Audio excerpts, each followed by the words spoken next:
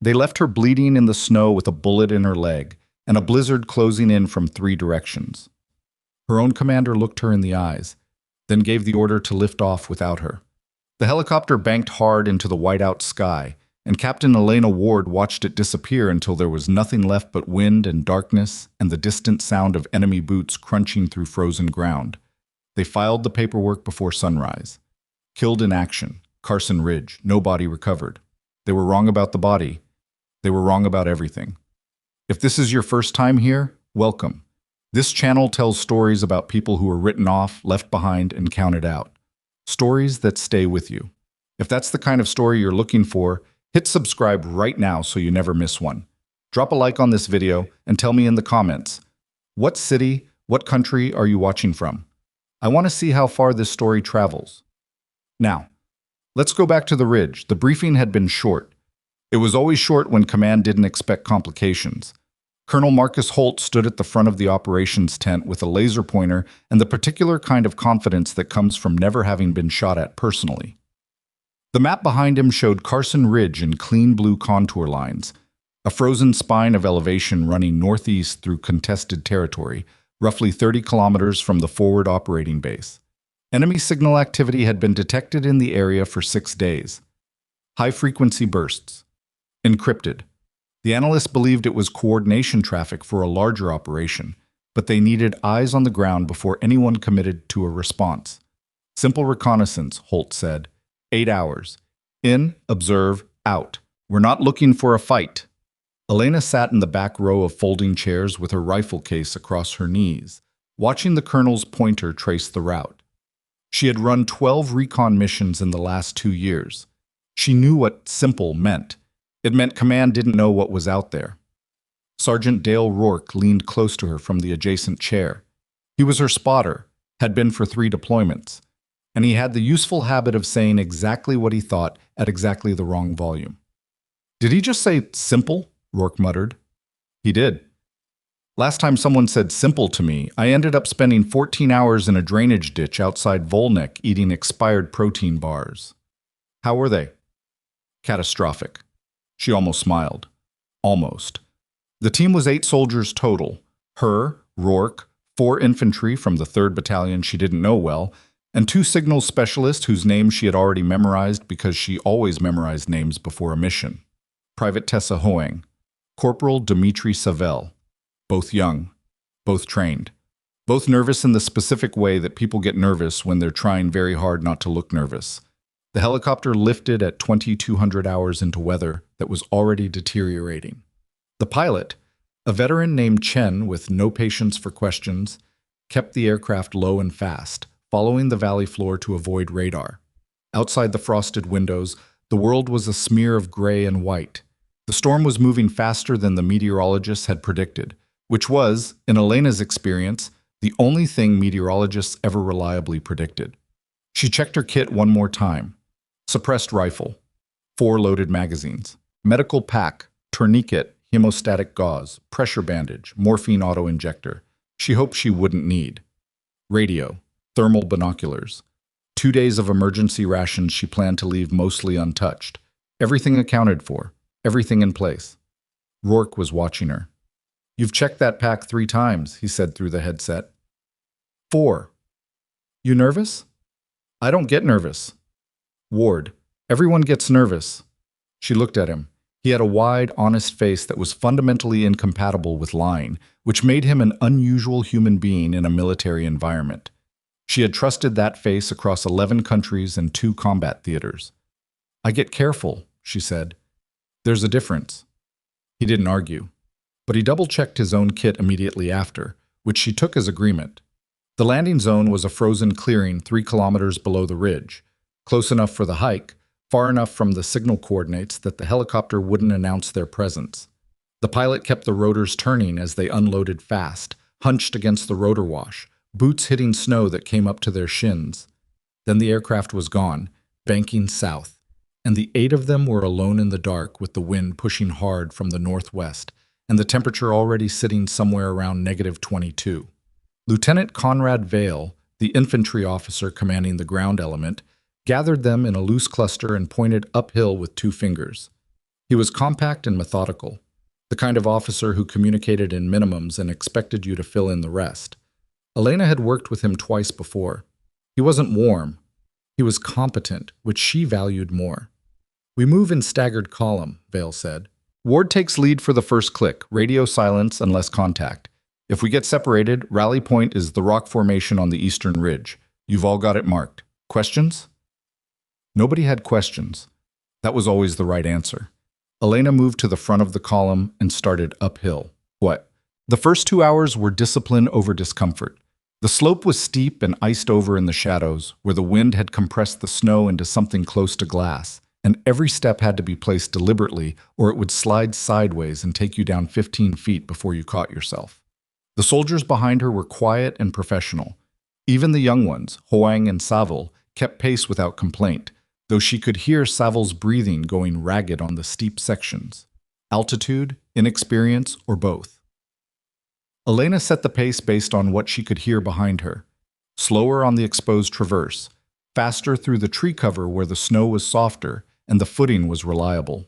Rourke stayed 10 meters back on her left, watching the slope above them the way he always did, scanning upward in the methodical left-right-center pattern she had watched him use for years.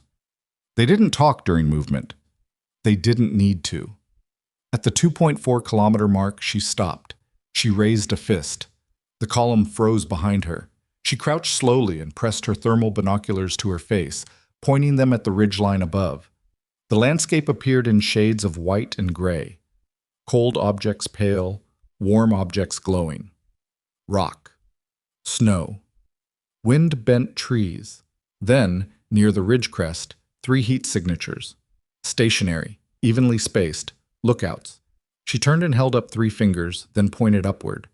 Vale materialized beside her from the darkness, with the silence of someone who had been doing this long enough to make it automatic. She showed him the binoculars. He looked for 4 seconds. "They weren't in the intelligence picture," he said. Very quiet. "No. Could be civilian hunters." She studied his face in the dark. He didn't believe that. I was saying it to confirm she didn't either. "Hunters don't space themselves like that," she said. "That's an observation line." Agreed. He handed the binoculars back. "We go around the northern flank. It adds 40 minutes. Or we go back to the LZ and call this." A pause. The wind pushed between them. "Command wants the intelligence." Elena looked at the ridgeline. The 3 heat signatures hadn't moved. They were patient, whatever they were. Patient people who positioned themselves in observation lines in freezing temperatures at midnight were not there by accident. "There's something wrong with this picture," she said. "There's always something wrong. Not like this." He looked at her for a moment, that flat, competent look, and then made his decision. "Northern flank, we keep the mission." She didn't argue. That wasn't how this worked. She moved left and started angling around the observed position, pushing through thicker brush, slower going, but out of the sight lines from above. What she didn't say, what she kept behind her teeth, was that the heat signatures hadn't moved because they didn't need to move. They were watching something specific, and whatever that something was, it was on the other side of the ridge, in the direction her team was walking. The ambush was professional. That was the word that kept cycling through her head afterward during the long moments when her world had collapsed into fragments. Muzzle flash, shouting, the flat crack of rounds overhead, someone going down to her left. Professional. Because they didn't spring it at maximum range where accuracy suffers. They waited until the team was fully inside the kill zone, until the angles were right, until the storm noise covered their positioning. Then they opened up from 3 directions simultaneously. The first burst killed Corporal Saville before he got his rifle up. She saw him go down in her peripheral vision, and she was already moving, low, right, behind a boulder that materialized from the blowing snow at exactly the right moment, which was either luck or the fact that she had been memorizing terrain features for the last 40 minutes, and some part of her brain had already identified it. Rourke hit the snow 6 meters away. Alive. She could see him moving. He was crawling toward the same boulder. Gunfire was coming from above left, above right, and from somewhere directly ahead. A textbook L-shaped ambush, designed to catch the column lengthwise. The 2 remaining infantry soldiers from 3rd Battalion, she didn't see Vale, were returning fire uphill, which was exactly where they were supposed to not be shooting, because that angle gave the attackers maximum cover and minimum exposure. Rourke. She grabbed his sleeve as he reached the boulder. Left flank. 2 shooters, maybe 3. Suppress them. On it. She rolled right, came up in a crouch, and sent 2 rounds toward the muzzle flash on the high right position. Not aiming to hit, aiming to make them move, to break the rhythm. The return fire dropped low and wide, which told her they were startled, which told her they hadn't expected someone to engage that fast from cover. Private Hoang was behind a fallen log 12 meters back, firing controlled bursts.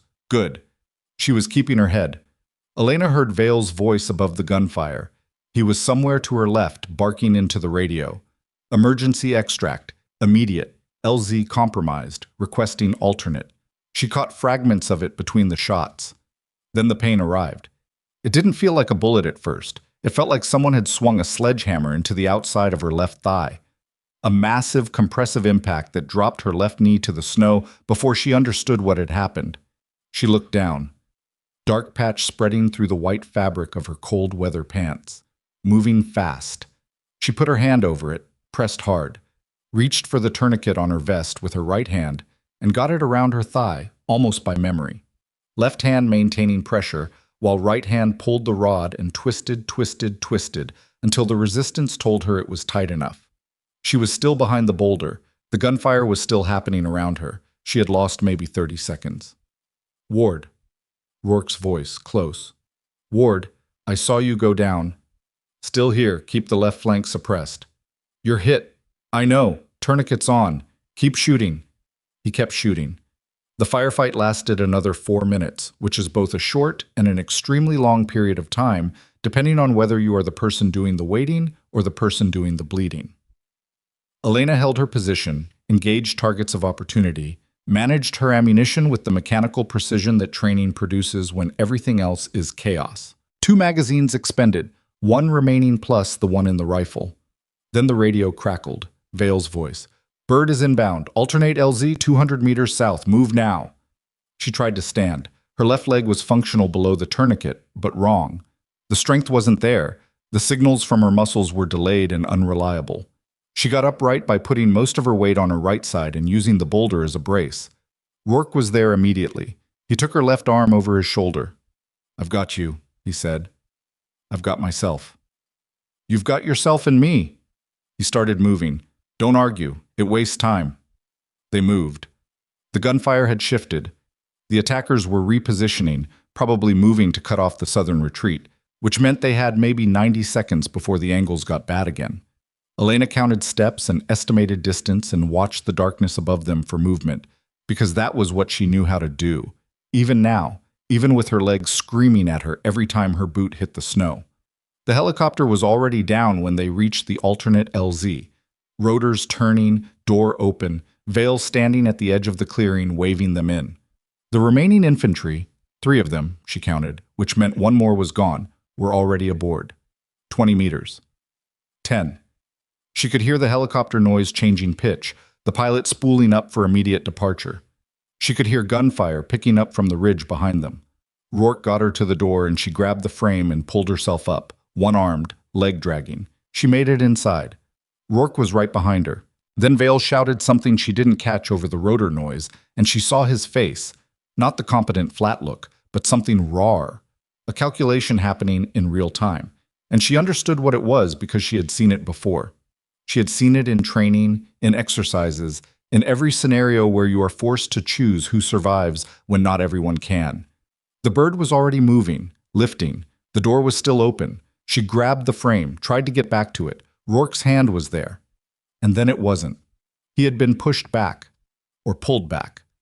The aircraft tilted and the ground dropped away and she was looking down at the snow-covered clearing from 6 feet, then 12, then 20. And Rourke was standing in the LZ looking up at her with an expression she would not be able to interpret until much later. She looked at Vale. He was looking at his radio, not at her. We're over weight limit, someone was saying. Bird can't carry. She's hit, someone else. She won't. The rest got swallowed by the engine noise and the wind and the helicopter banking hard south. And then she was falling. Not far, 5 or 6 feet, because she'd been half out the door. and she hit the snow on her right side and rolled and lay there for a moment, staring up at the sky where the aircraft had been. The sound of the rotors faded south. The storm filled the silence they left behind. She lay still for 60 seconds. Not because she was stunned. She had been in worse impacts. She lay still because moving immediately was the wrong choice, and she needed to think before she moved. Enemy fire had been coming from the north and northeast. The helicopter had gone south. If there were patrols, they would be moving toward the LZ to confirm kills. She had at most 2 minutes before they reached this clearing. She rolled onto her right side and pushed herself to her knees. The tourniquet was still tight. The bleeding had slowed or stopped. She couldn't tell through the pants, couldn't check without light, and she wasn't going to use light out here.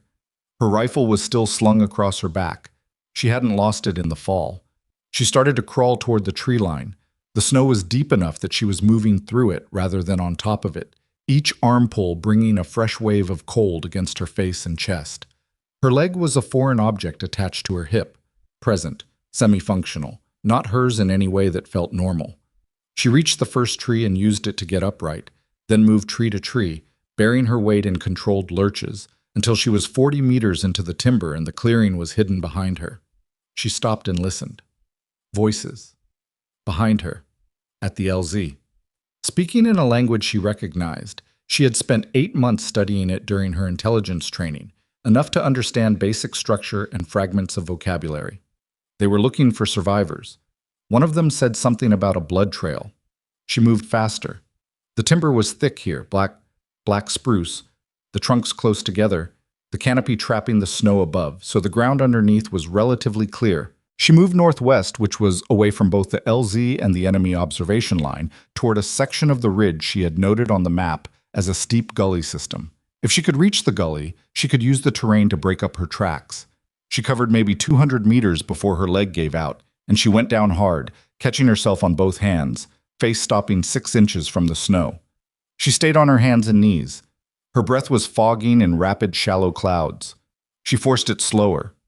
Deep in through the nose, slow out through the mouth. This was what she'd been taught. Control the breathing first. Everything else follows from that. Heart rate, pain response, decision-making. She took stock. Tourniquet on left thigh. Probably been on for 15 minutes. She'd need to loosen it in about 45 more to prevent tissue damage.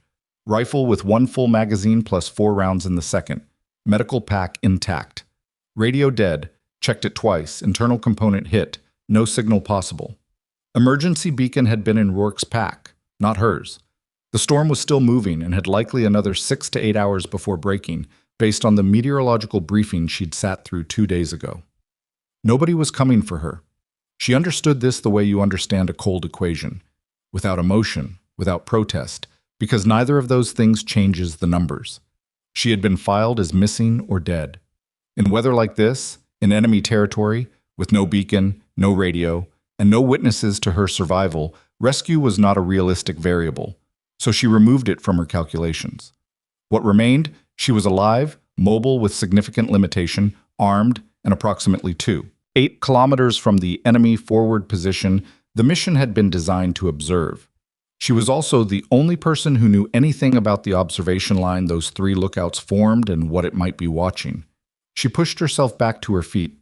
The wind was picking up from the northwest, which meant it was blowing directly toward the enemy position, which meant her scent was moving away from her and toward them, which was the wrong direction. She reversed her heading and circled south and east through the timber, adding distance and time to her route, staying inside the tree cover, letting the storm swallow the sound of her movement. It took her 20 minutes to reach the eastern edge of the timber where the slope dropped into a natural hollow, sheltered from the worst of the wind. She settled into the hollow's deepest point and made herself small and checked her tourniquet. Still tight, appropriate, she loosened it 3 turns and monitored for a count of 90 and tightened it back when the seep through the fabric didn't accelerate. And then she opened her medical pack and took out the hemostatic gauze. She could not get to the wound through the pants without cutting them, and cutting them in this cold was a bad decision she would make only if the bleeding became uncontrolled. For now, pressure and the tourniquet were doing the job. She ate 2 squares of emergency ration, drank from her water reservoir, which was still liquid because she kept it inside her jacket against her body. Then she checked her rifle in the dark, by feel, the way she had learned to do so long ago that her hands did it without conscious instruction. Chamber clear, magazine seated, safety on, suppressor attached, everything in order. She thought about what she knew. The enemy had placed an observation line on the approach to Carson Ridge. Observation lines meant they were watching a specific axis, probably the same axis her team had been using, which suggested they had intelligence about coalition movement patterns. The forward position she had been sent to locate was less than 3 kilometers northeast. If it was large enough to mount an L-shaped ambush with multiple fire teams, it was large enough to be significant.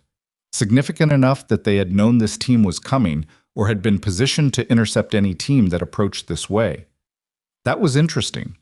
That was, in fact, very interesting. She had been sent to gather intelligence about an enemy position. She had been shot, abandoned, and left for dead. And she was now approximately 800 meters closer to that position than any other coalition soldier on the planet. She thought about the radio, about the official report, about the paperwork Vale had probably already filed or would file at first light.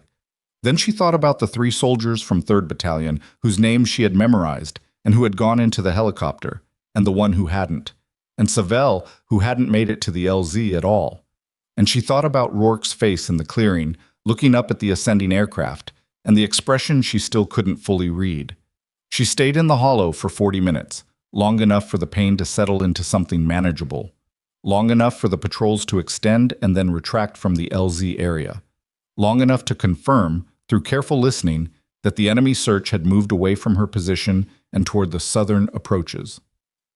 Then she took inventory one more time, removed her pack's heaviest items, the 2 extra MREs, the second sleeping bag layer she'd packed for the longer stay, the signal mirror and the orange panel marker that was useless without rescue aircraft to signal, left them in the hollow, buried under snow. What remained was lighter by 4 kilograms. She was going to need everything that weight bought her. She looked northeast through the timber toward the darkness where the enemy base lay, invisible behind the storm and the ridge. She had a rifle. She had ammunition. She had enough training to be dangerous in ways that the people who assigned her to that helicopter had never fully understood and frequently been annoyed by. She had 17 years of decisions that had led to this specific moment in this specific hollow with snow in her hair and a bullet wound in her leg. She had, most importantly, the advantage that she always had. Nobody expected her to be there. She stood up. She started northeast. The storm closed around her like a curtain, and the darkness took her in, and somewhere ahead of her, past the frozen timber and the swept ridgelines, a light was burning inside an enemy compound that didn't yet know the most dangerous thing in the mountains that night was a woman they had already put in a report as dead. She moved through the snow with her rifle across her chest, and her bad leg dragging and her breath coming in controlled, quiet measures. And she did not think about the helicopter or the paperwork or the face in the clearing. She thought about the ground in front of her, about sight lines and wind direction, and the way footprints in fresh snow looked different from above than from the side. She thought about the 3 lookouts on the observation line, and the angle of the ridge, and what a properly positioned sniper could do to an enemy base in a blizzard, when the enemy had already written off the possibility of attack. 1 kilometer out, she stopped behind a boulder and glassed the ridge above with her thermal binoculars. The 3 lookouts were still there, but now there were 5. They'd reinforced their observation line, which meant they were expecting someone. She lowered the binoculars and felt something cold move through her that had nothing to do with the temperature. They weren't watching for a coalition rescue team. The timeline was too fast for that. They had reinforced their line within 2 hours of the ambush, which meant this response was pre-planned. They had expected the ambush to fail at full suppression. They had expected a survivor. And they had repositioned to catch whoever it was when they tried to move northeast toward the base. They were waiting for her. Or someone like her. Which meant they knew something she didn't. She pressed herself against the boulder and thought about that for 30 seconds, which was exactly as long as she could afford. Then she put the binoculars away, checked her rifle one more time, and began moving left, far left, well south of the observation line, into terrain so broken and steep that any rational person would call it impassable. Because the only route that made sense now was the one they hadn't thought to watch. The enemy expected her to come from the south. She was going to come from below. High up on the ridge, barely visible through the driven snow, one of the lookouts shifted position, turned to scan a different angle. And for just a moment, The thermal image of his face was visible through her scope at 700 meters. She could have taken the shot. She didn't. Not yet. Not until she knew exactly what she was walking into. She moved into the dark, broken ground below the ridge, and the blizzard sealed over her tracks like a hand-smoothing cloth, and she was gone. The broken ground below the ridge was exactly as bad as it looked from a distance, and worse in ways that only revealed themselves once she was inside it.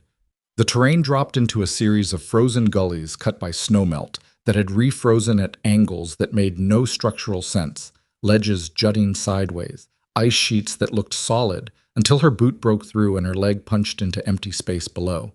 She moved through it slowly, which was the only way to move through it without dying from something other than a bullet, testing each step before committing weight, using her rifle as a balance pole in sections where both hands were needed to navigate a traverse. Her leg was a problem that she was managing rather than solving. The tourniquet was doing its job.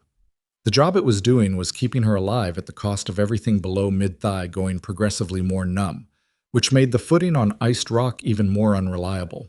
She had loosened and retightened it twice in the last hour, monitoring the bleed rate with 2 fingers pressed against the outer fabric of her pants, reading the warmth or cold of what she found there the way a mechanic reads an engine.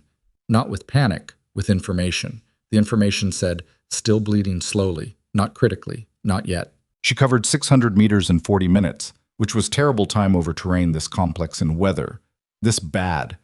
But it kept her below the sight lines of the reinforced observation line above, and terrible time alive was preferable to efficient time dead. When she cleared the worst of the gully system, the slope flattened briefly into a narrow shelf, maybe 8 meters wide, swept clean by wind, and she pressed herself against the rock face at the shelf's inner edge and stopped to listen. The storm was running at full volume now, wind in the trees above, ice pellets against rock, her own breathing, and under all of it, very faint, the mechanical hum of a generator. Northeast, maybe 1.5 kilometers. She pulled out the thermal binoculars and scanned the ridgeline above her. The 5 heat signatures were still positioned on the crest. She could see them in the greenish-white display, small glowing shapes against the cold mass of the mountain. None of them were looking down. They were all oriented outward, watching the approaches from the south and southeast. She was below and behind them. She started moving again. The generator noise grew incrementally over the next 20 minutes, not louder in the dramatic way of someone walking toward a sound, but in the subtle way that tells you the distance is genuinely closing. She had no way to estimate the base's exact configuration from this approach angle. She knew from the pre-mission briefing that the enemy position was suspected to be a forward coordination element. The briefing had used language like possibly platoon-sized and signal infrastructure and temporary installation, all of which were phrases that meant command was guessing based on intercept data and aerial imagery that was 3 days old.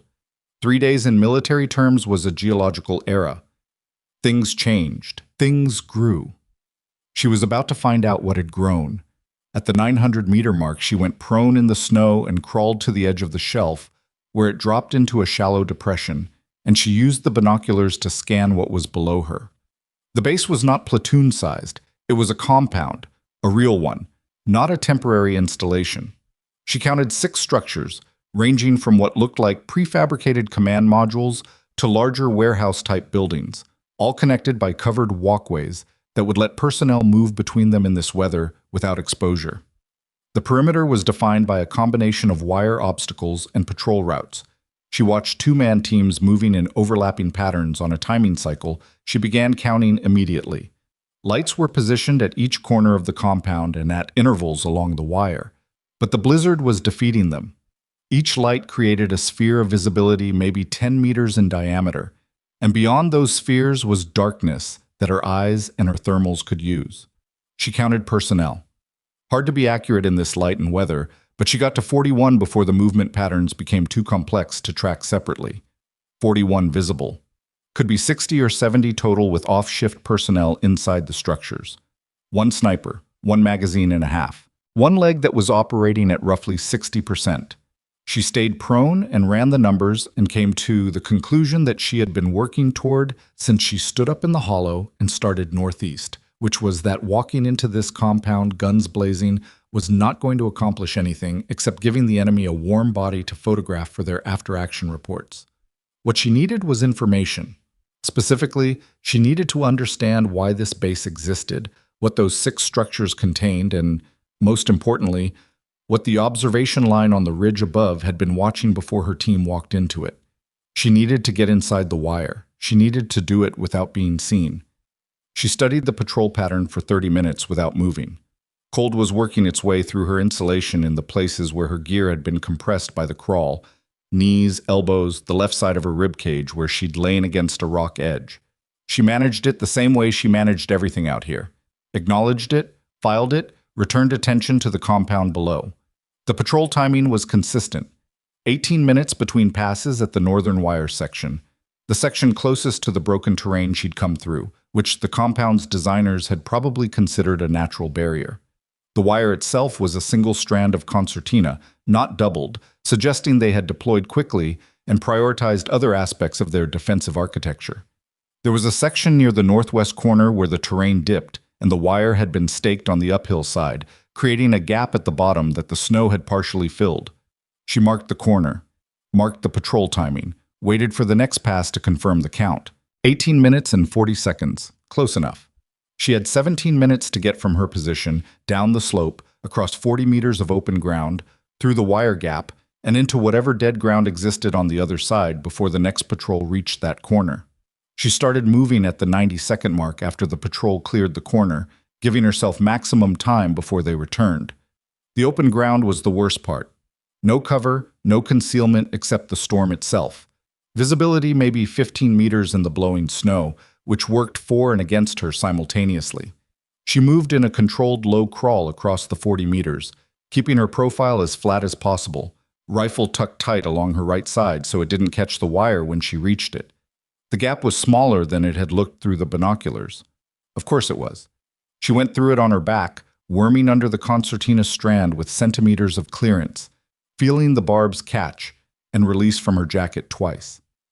Coming up on the other side, she was inside the wire and crouched in a depression that the northern wall of the nearest structure created. Shadow stacked on shadow, the building's bulk blocking the nearest perimeter light. She was inside. She checked her watch. 11 minutes before the patrol returned. She moved. The covered walkways between structures were her main navigation concern. They were lit inside, which meant anyone in them could see out, but she could also see their movement through the translucent panel walls.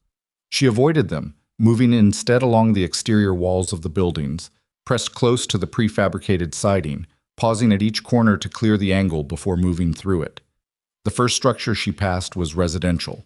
She could hear voices inside, smell food, see the orange glow of interior lighting through a small window set high in the wall. She stood on her toes and looked in. A common area with folding tables and men eating, maybe 12 visible. Off-shift personnel. Not interesting to her.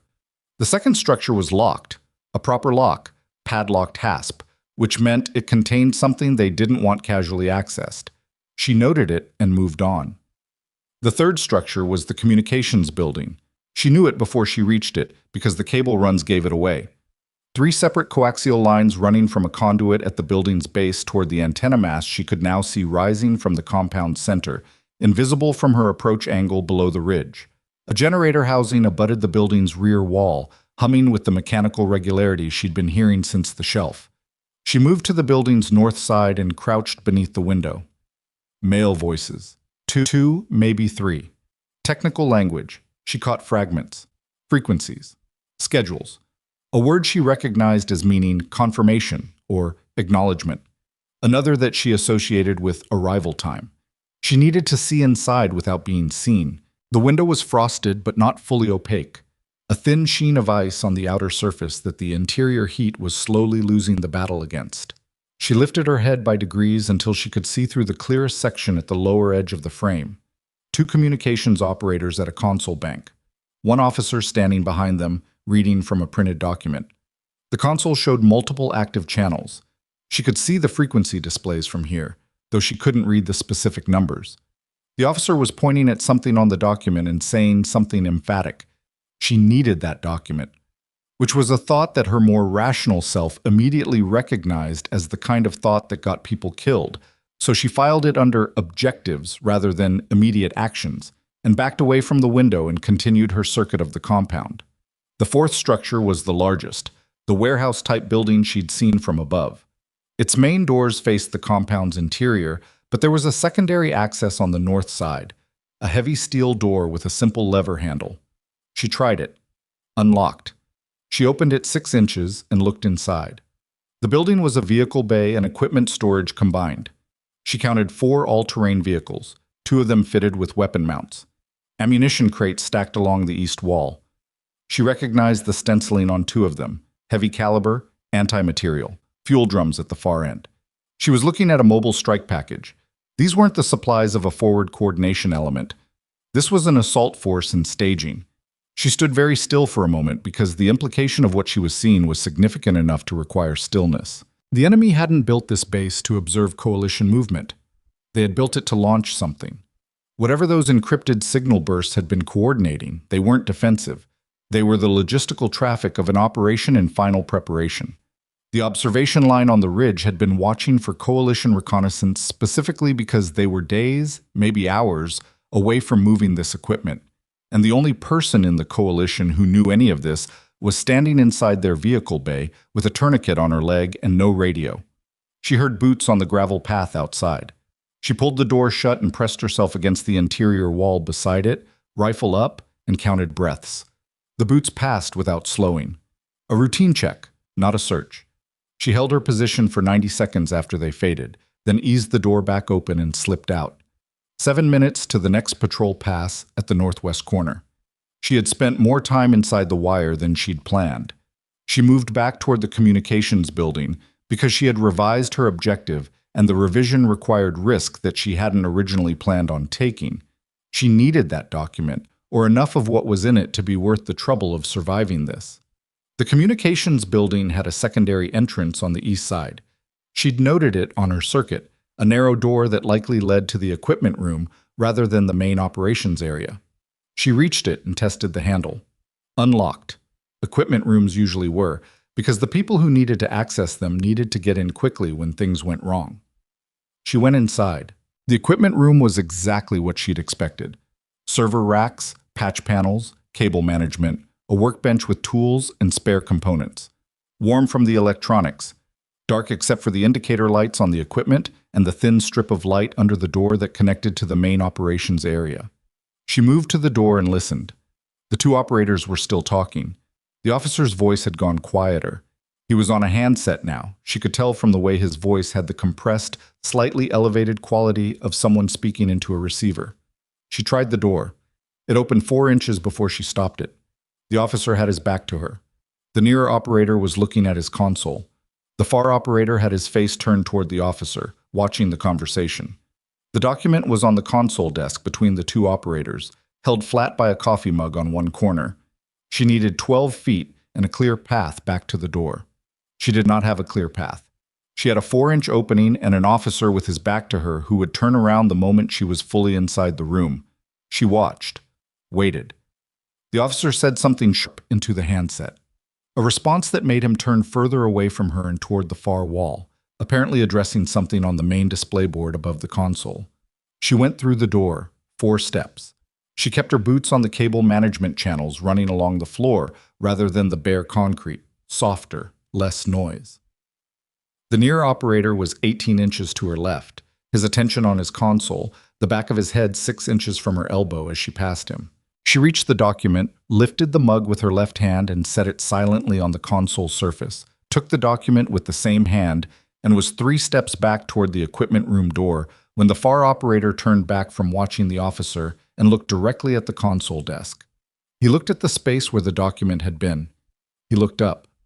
He looked at her. The world held still for 1 full second. Then he opened his mouth. She covered the distance between them in 2 steps and had her hand over his mouth before the sound got out, her forearm across his throat, her weight behind it. Not crushing, controlling, the way you do it when you need someone quiet and not dead, because a dead man's chair falling is louder than a living man being still.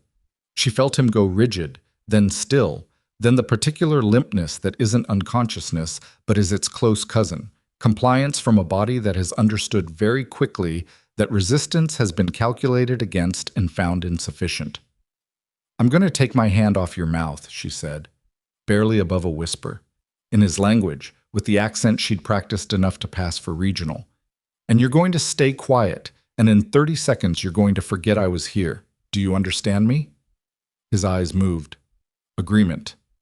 She held for another 5 seconds, then released him and stepped back toward the equipment room door, keeping her eyes on the officer's back, on the nearer operator who still hadn't moved, on the far operator who was pressing himself against his console and staring at her with an expression that had moved through 3 phases in the last 15 seconds and landed on something that looked, improbably, almost like relief. She went back through the equipment room door and pulled it shut.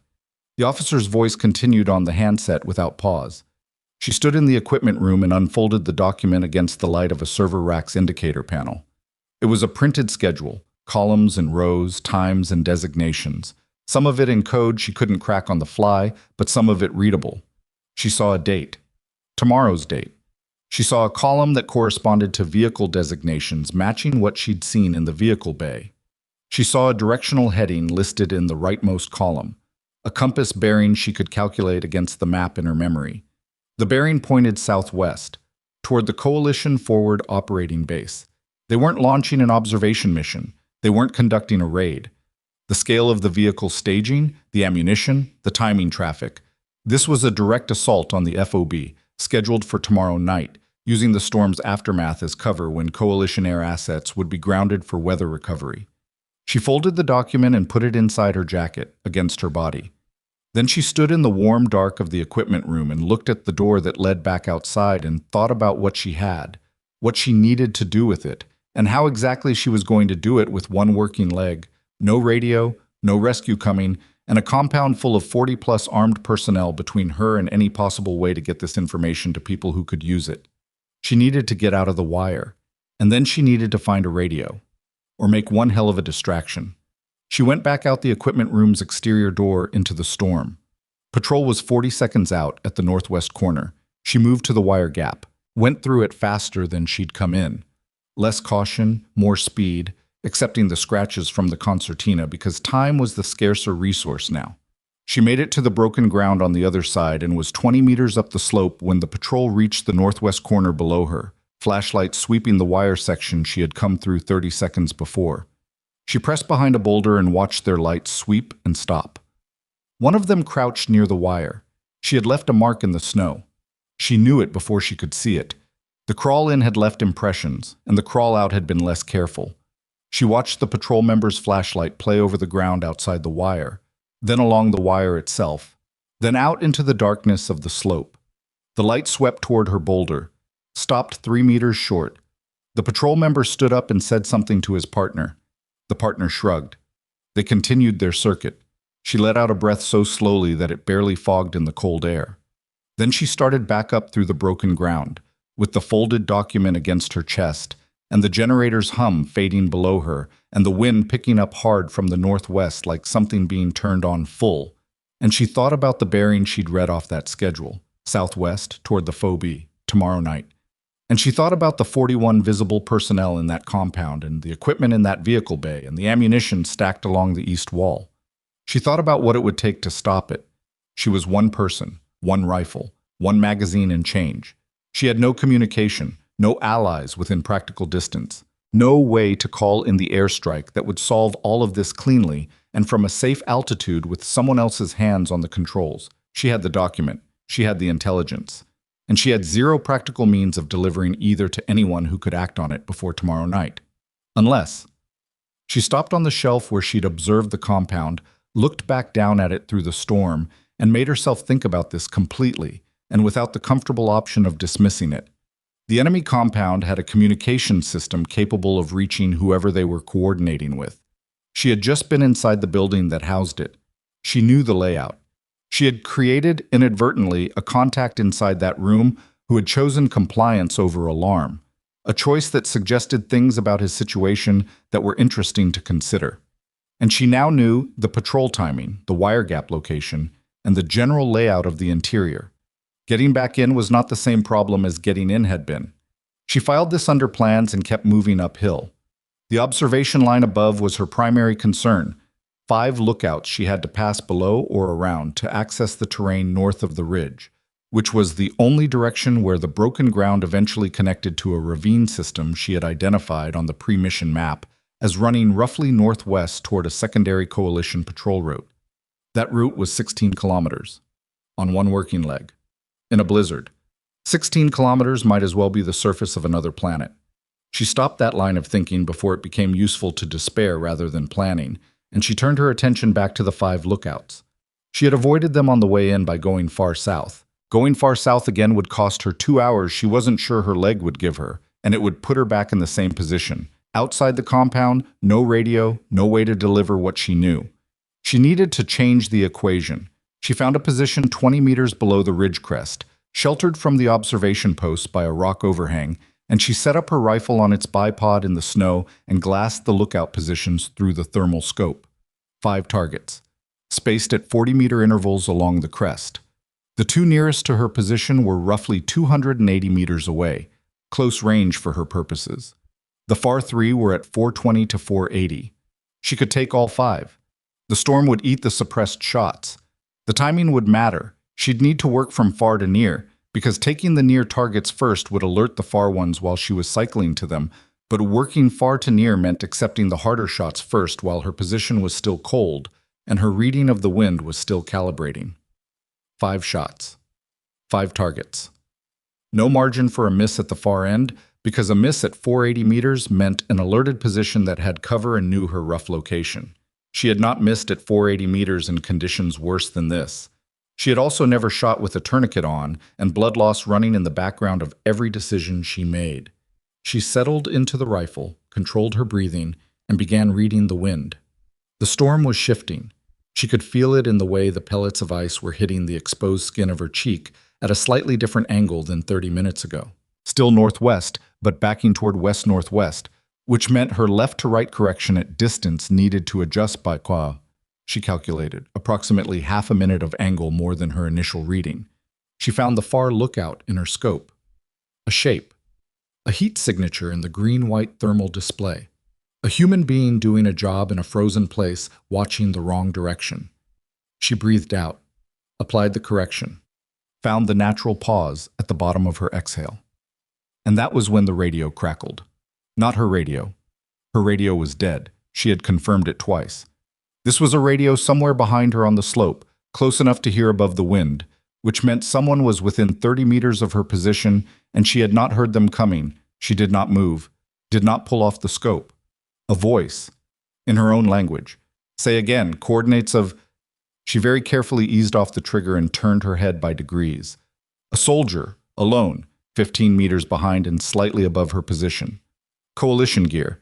She could see the distinctive cut of the cold weather uniform, the shape of the helmet. He was crouched behind a rock, talking into his handset in a low voice, facing partly away from her. He had not seen her. She was so still and so white in her gear against the snow that she was invisible unless he looked directly at her position with intention. She watched him for 30 seconds. He was reading coordinates from a notebook into the radio. His voice was tight, the voice of someone reporting something urgent. She caught the words hostile and unknown size and request fire support. He was calling in the base. He had already found it, or had been sent to find it, which meant she was not the only person who had managed to get this far tonight, and the tactical picture had just changed in ways she needed to understand immediately. She made a decision. "Don't move," she said very quietly, in English. "And keep your voice down." He spun, rifle up. She was looking down the barrel of a coalition service weapon at 15 meters, which was a novel experience for someone who had spent the last several hours inside enemy wire. "Identify yourself," he said. His voice was controlled, which meant he was either well-trained or very frightened or both.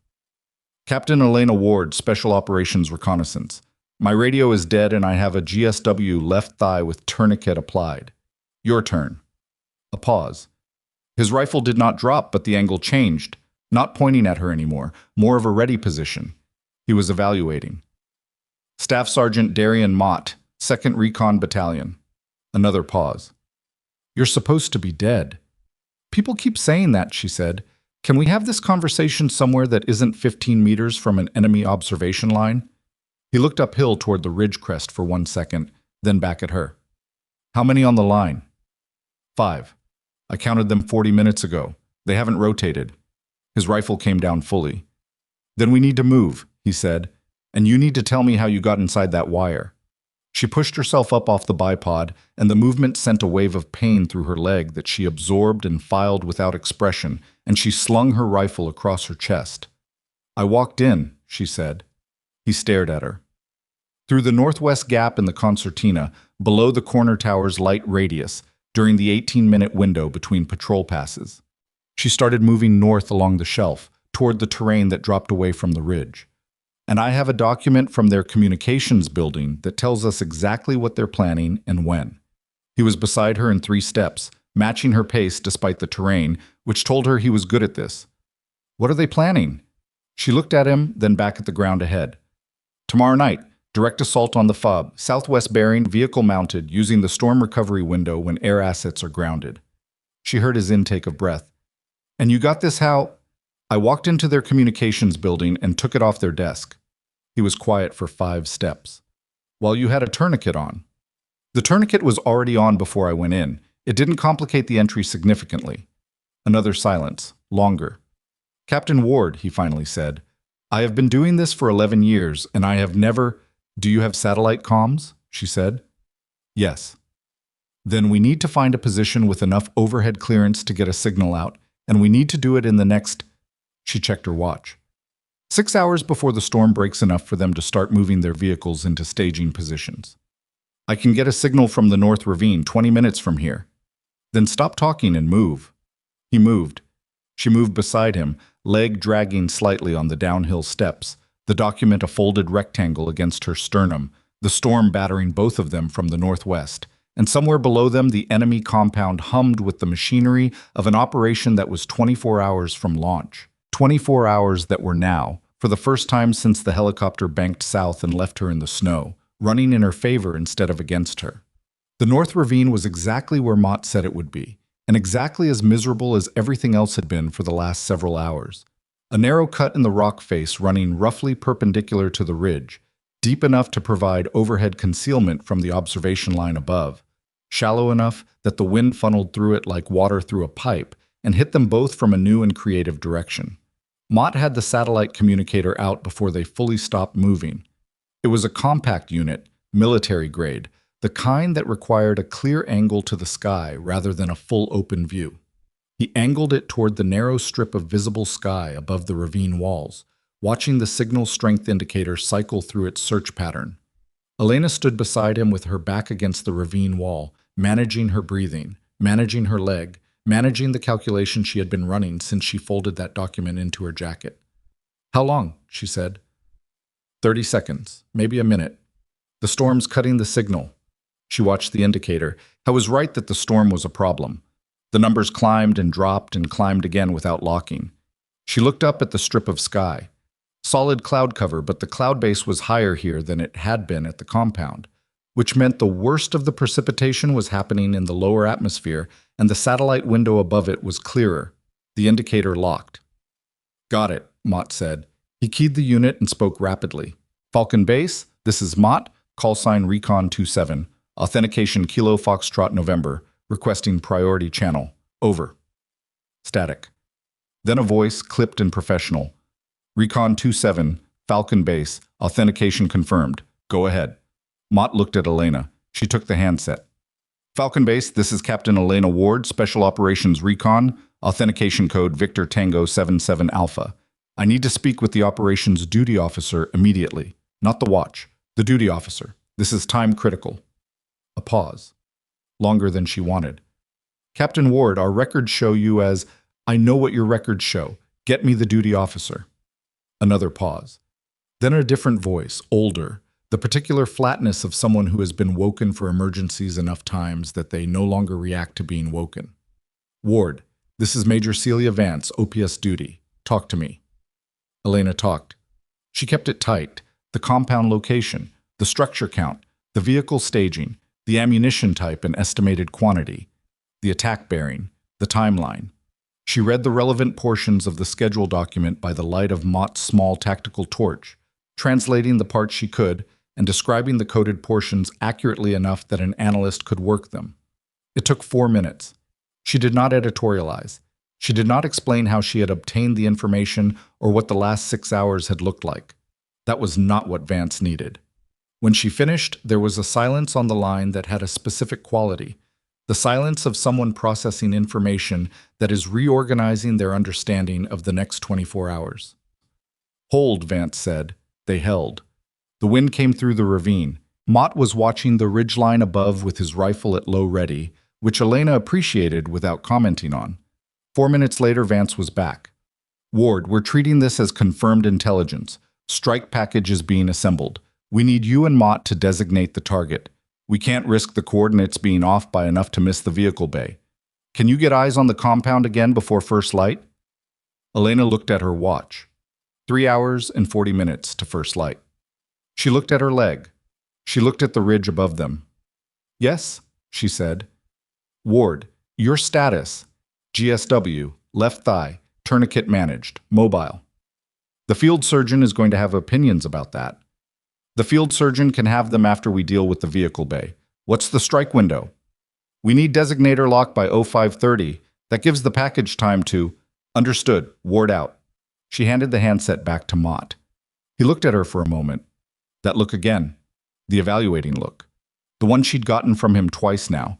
That wasn't skepticism exactly, but was something adjacent to it that she understood because she had earned it rather than inherited it, which was the only way understanding of that specific variety got transmitted. "You just volunteered us to go back down there," he said. "I volunteered me. You can hold this position and guide in the strike package from here. Signal's too marginal at this elevation. I need to be within 800 meters of the target for the designator to lock consistently in this weather." "Then we're both going back down." He looked at his watch, then at the ravine walls, then at some private calculation he was working through. "My team was supposed to extract 2 hours ago," he said. "I was their trail element. Something went wrong on the south route."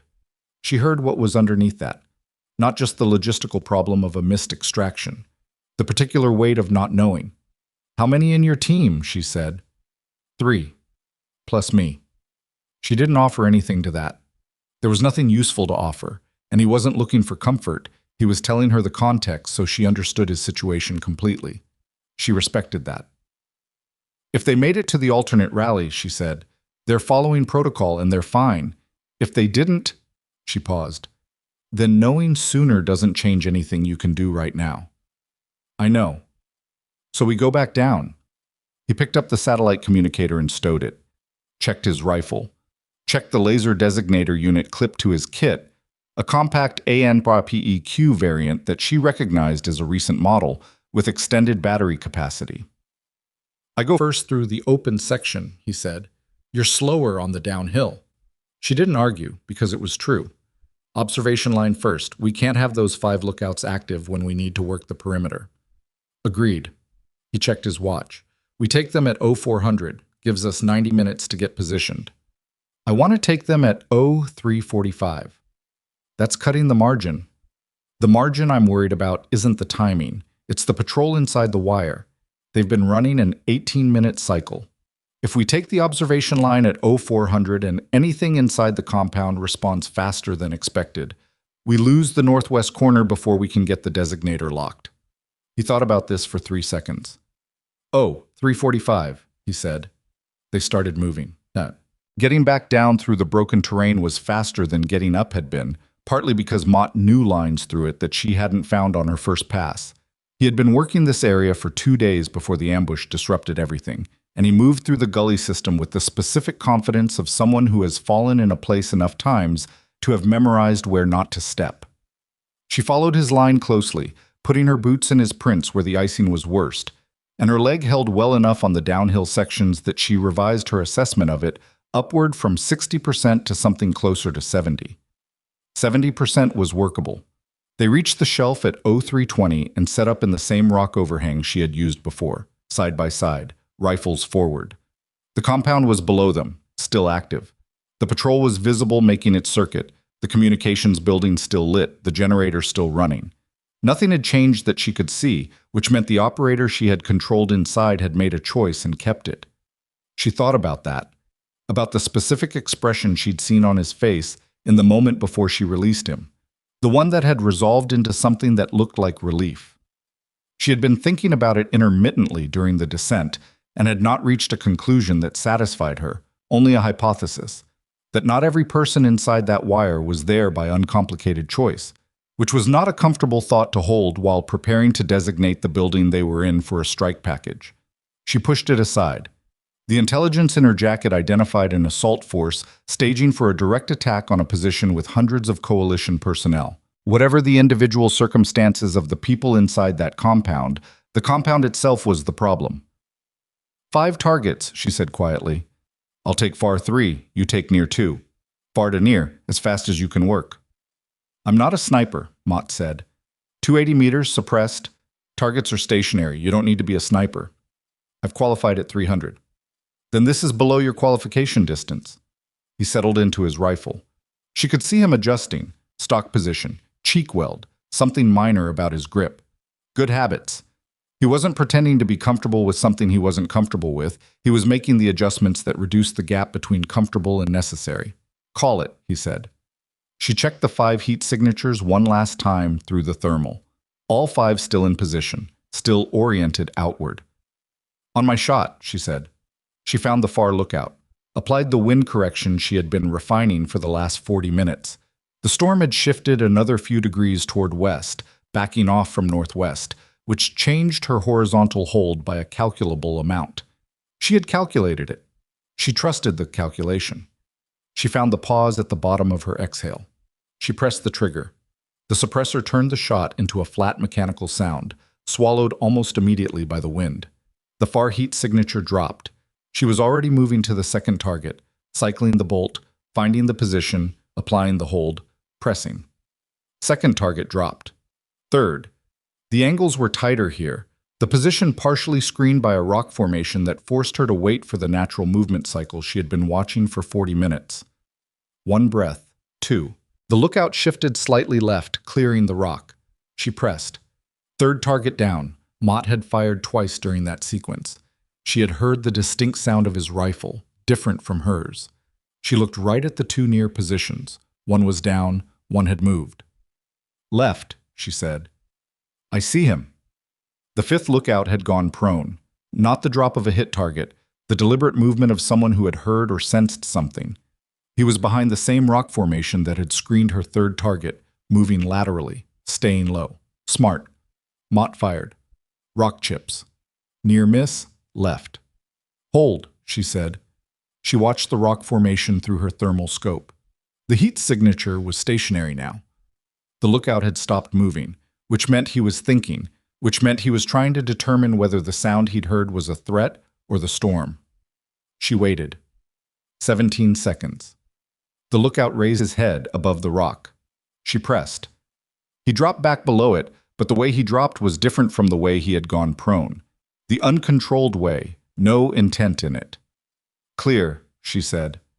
Mott exhaled, not a shaky breath, a controlled release, the kind you learn when you've been holding tension in your shoulders for 3 minutes without realizing it.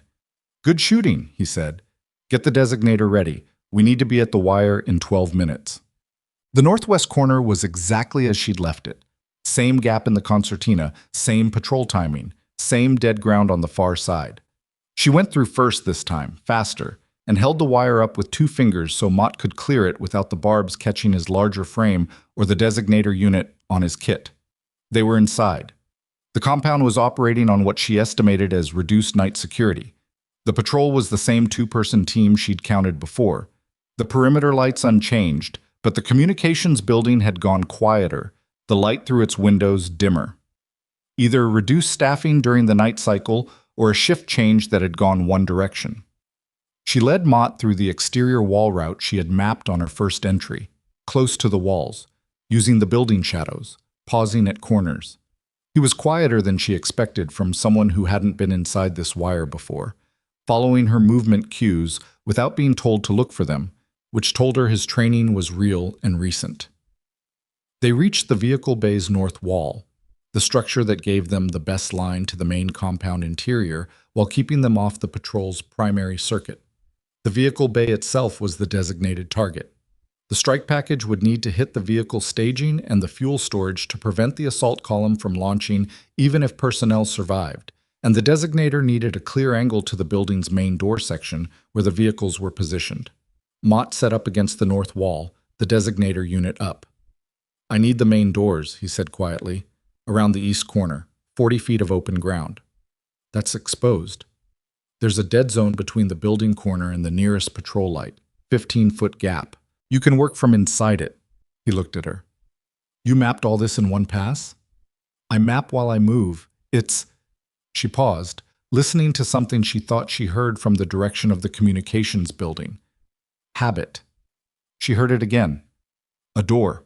The communications building's east access, the equipment room door. The one she had used. They both heard footsteps on the gravel path, not the patrol's rhythm. Someone moving with purpose from the communications building toward the vehicle bay, which was the direction of their position. One person. Not running. Walking with intent. Elena pressed Mott back against the wall and they both went still. The footsteps came closer. She had her hand on her rifle and was running the calculation on whether a shot here would compromise the strike timeline. One shot, suppressed, inside the compound. Whether the sound would reach the patrol before they could get back to the wire. The footsteps stopped, 12 feet away. On the far side of the vehicle bay's northeast corner. Silence for 3 seconds.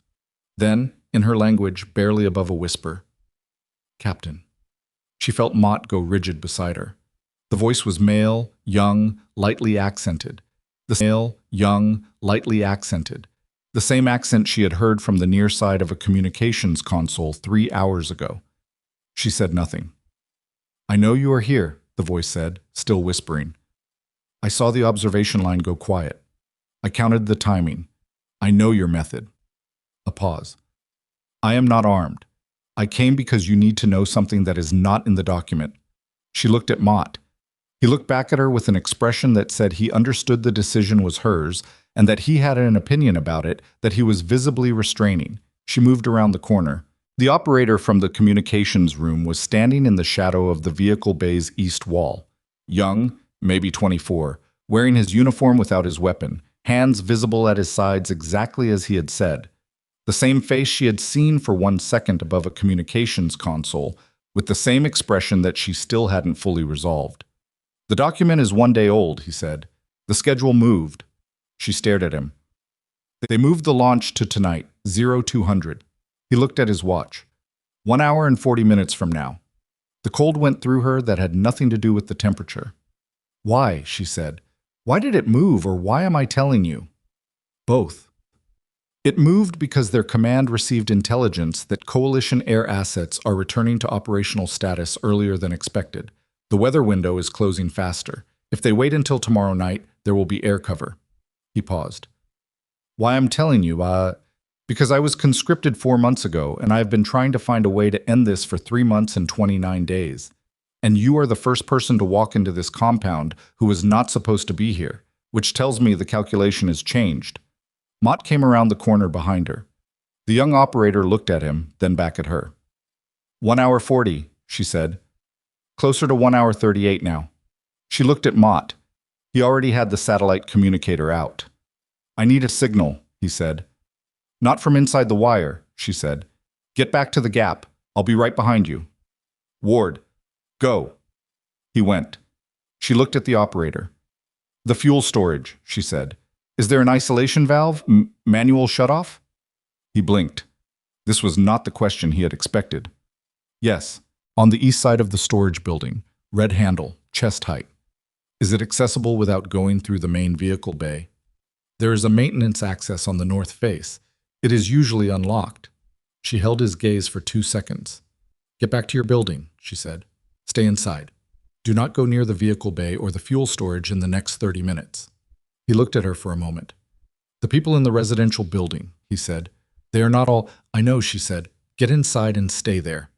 He nodded once and walked back toward the communications building with the specific controlled pace of someone who is working very hard to look like he belongs exactly where he is. She watched him go. Then she turned and moved to the fuel storage building's north face. The maintenance access was a hinged panel, Not a door.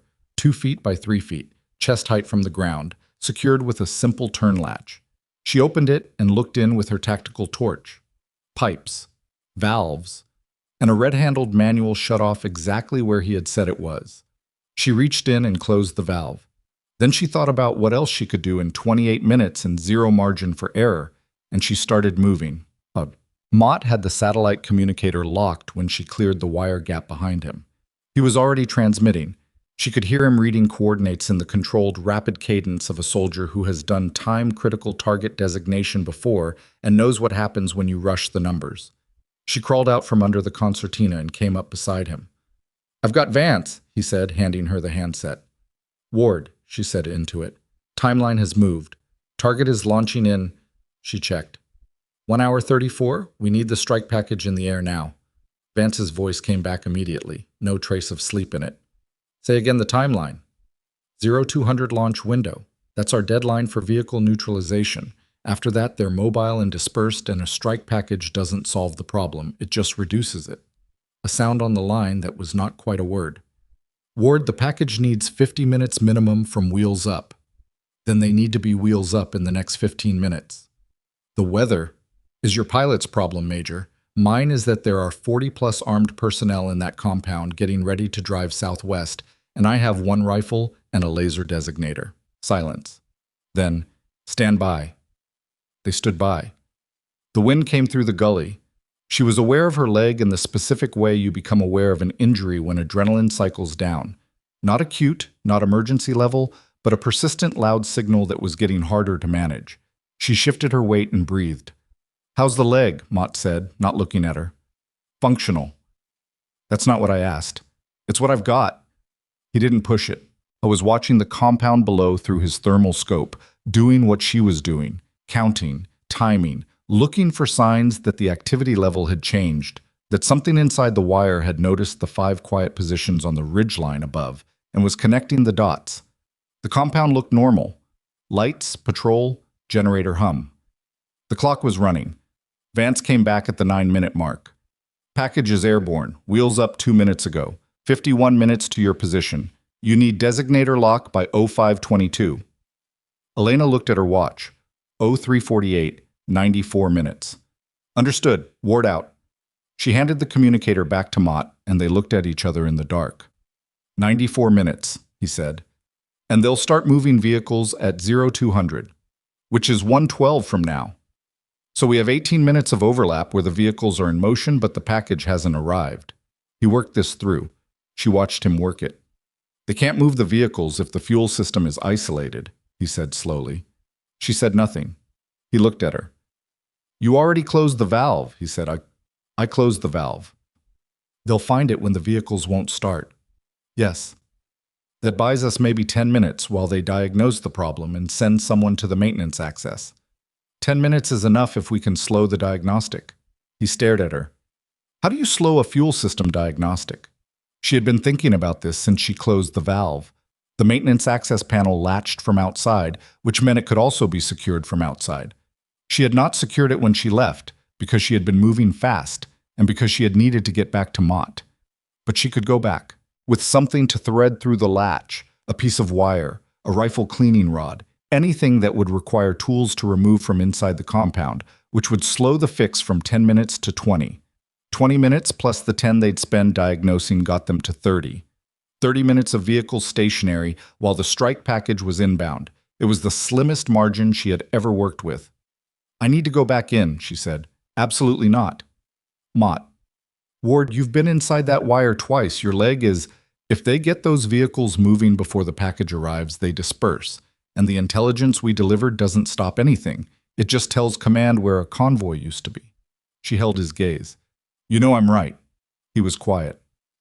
"I need 15 minutes inside the wire," she said. "Secure the maintenance access, do a secondary assessment of the vehicle bay situation, and be back outside before 0200. And if the patrol timing has changed, then I improvise." That is the least reassuring sentence anyone has ever said to me in a tactical environment. "I've been improvising for 6 hours. I'm still here." He didn't have a response to that. He looked at the compound, looked at his watch, looked at the laser designator in his hands. I'll be at the northwest corner, he said. If you're not out by 0150, I'm calling Vance for a modified strike on whatever part of the compound I can designate from outside the wire. Don't do that. Then be out by 0150. She was already moving toward the wire. The gap was exactly where she'd left it, because gaps in concertina wire do not move. She went through it in the same practice sequence and was on the interior side and moving north along the vehicle bay's exterior wall inside 60 seconds. The maintenance access panel was still open, the way she'd left it. She looked inside with the torch for 2 seconds, found what she needed, a length of copper wire bundled around a pipe fitting on the left interior wall, and reached in and worked it loose. 30 seconds to free it. She threaded it through the latch and twisted both ends around the panel frame's edge bolts with enough tension that it would require wire cutters or pliers to remove from outside. From inside, someone might eventually work the panel loose with enough force. But from inside meant they had already discovered the valve closure and were trying to fix it from the wrong direction, which was its own delay. She closed the panel. She turned to go. The vehicle bay's main doors were on the south side. She hadn't planned to go there, hadn't needed to, until she heard the engine. Not a test start. A warm-up. Someone was warming up a vehicle inside the bay. She pressed herself against the north wall and processed this. A warm-up cycle at 0156 meant they had moved the launch time again, not to 0200 earlier, because the vehicle that was warming up was running on whatever fuel was already in its tank, not from the main storage line she had isolated. Each vehicle had a tank. A full tank could run a vehicle for hours before it needed the storage supply. She had closed the wrong valve. She had slowed the resupply, not the launch. She stood against the north wall of the vehicle bay while an engine idled 12 feet from her on the other side of the prefabricated metal siding, and she made herself think without panic for the remaining time she had, which was none. Then she heard a second engine start, and a third. She moved. Around the east side of the vehicle bay, past the secured maintenance panel, to the corner where she could see the main doors on the south face. They were opening, the big sliding type, manual, being pushed outward by 2 soldiers who were leaning their weight into the cold air coming through the widening gap. Yellow light spilled out, vehicle exhaust. She could see the front of the first ATV through the widening gap, the weapon mount on its roll bar, the silhouette of the driver inside the cab. She could also see, on the wall inside the bay, 10 feet from the first ATV, the ammunition storage rack. And above the rack, the conduit from the vehicle bay's interior lighting circuit running toward the junction box on the south wall. She had 1 magazine plus 4 rounds. She had approximately 90 seconds before the first vehicle cleared the doors. And she had an idea that Mott was going to be extremely unhappy about. She went around the south corner of the bay, put her back against the wall 6 feet from the open doors, and raised her rifle. The driver in the first vehicle was looking forward, watching the doors open. He had not looked right. He had not looked at the shadow against the south wall 6 feet away. She was not going to shoot the driver. She was going to shoot the junction box. The electrical fault would not be dramatic. It would not be the explosion she needed to stop 4 vehicles from launching. But a junction box failure in a metal building full of fuel vapors, ammunition, and running engines would do something more useful than an explosion. It would trigger their fire suppression system, if they had one. She had seen the red cylinders mounted at intervals along the ceiling in her first entry of the bay. She had not confirmed they were fire suppression. They could have been compressed air, CO2 for welding, anything. But the mounting pattern and the position near the fuel storage end of the building was consistent with a suppression system. And if she was right, a junction box fault causing a heat spike in the wiring would trigger an automatic discharge that would fill the vehicle bay with suppression agent and disable every running engine simultaneously. If she was wrong, she was going to cause a minor electrical fault that would briefly confuse one light fixture and accomplish nothing. She raised her rifle, found the junction box. 50 meters. She pressed. The shot hit the conduit 6 inches below the junction box.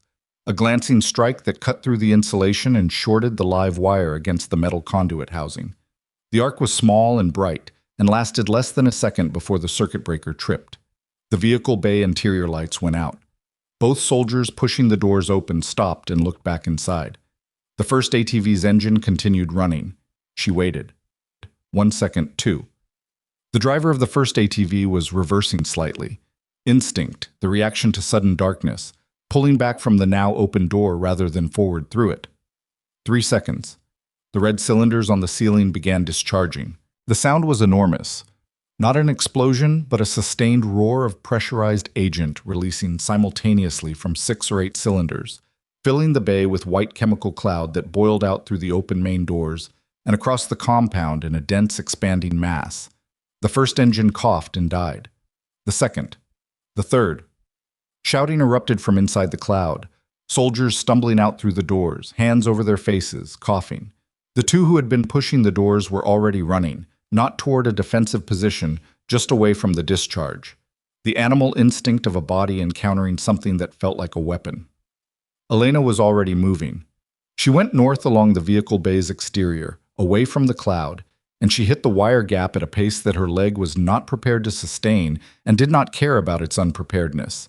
And she went through the concertina and came up the slope with the sound of chaos spreading through the compound below her and the clock showing 02:03.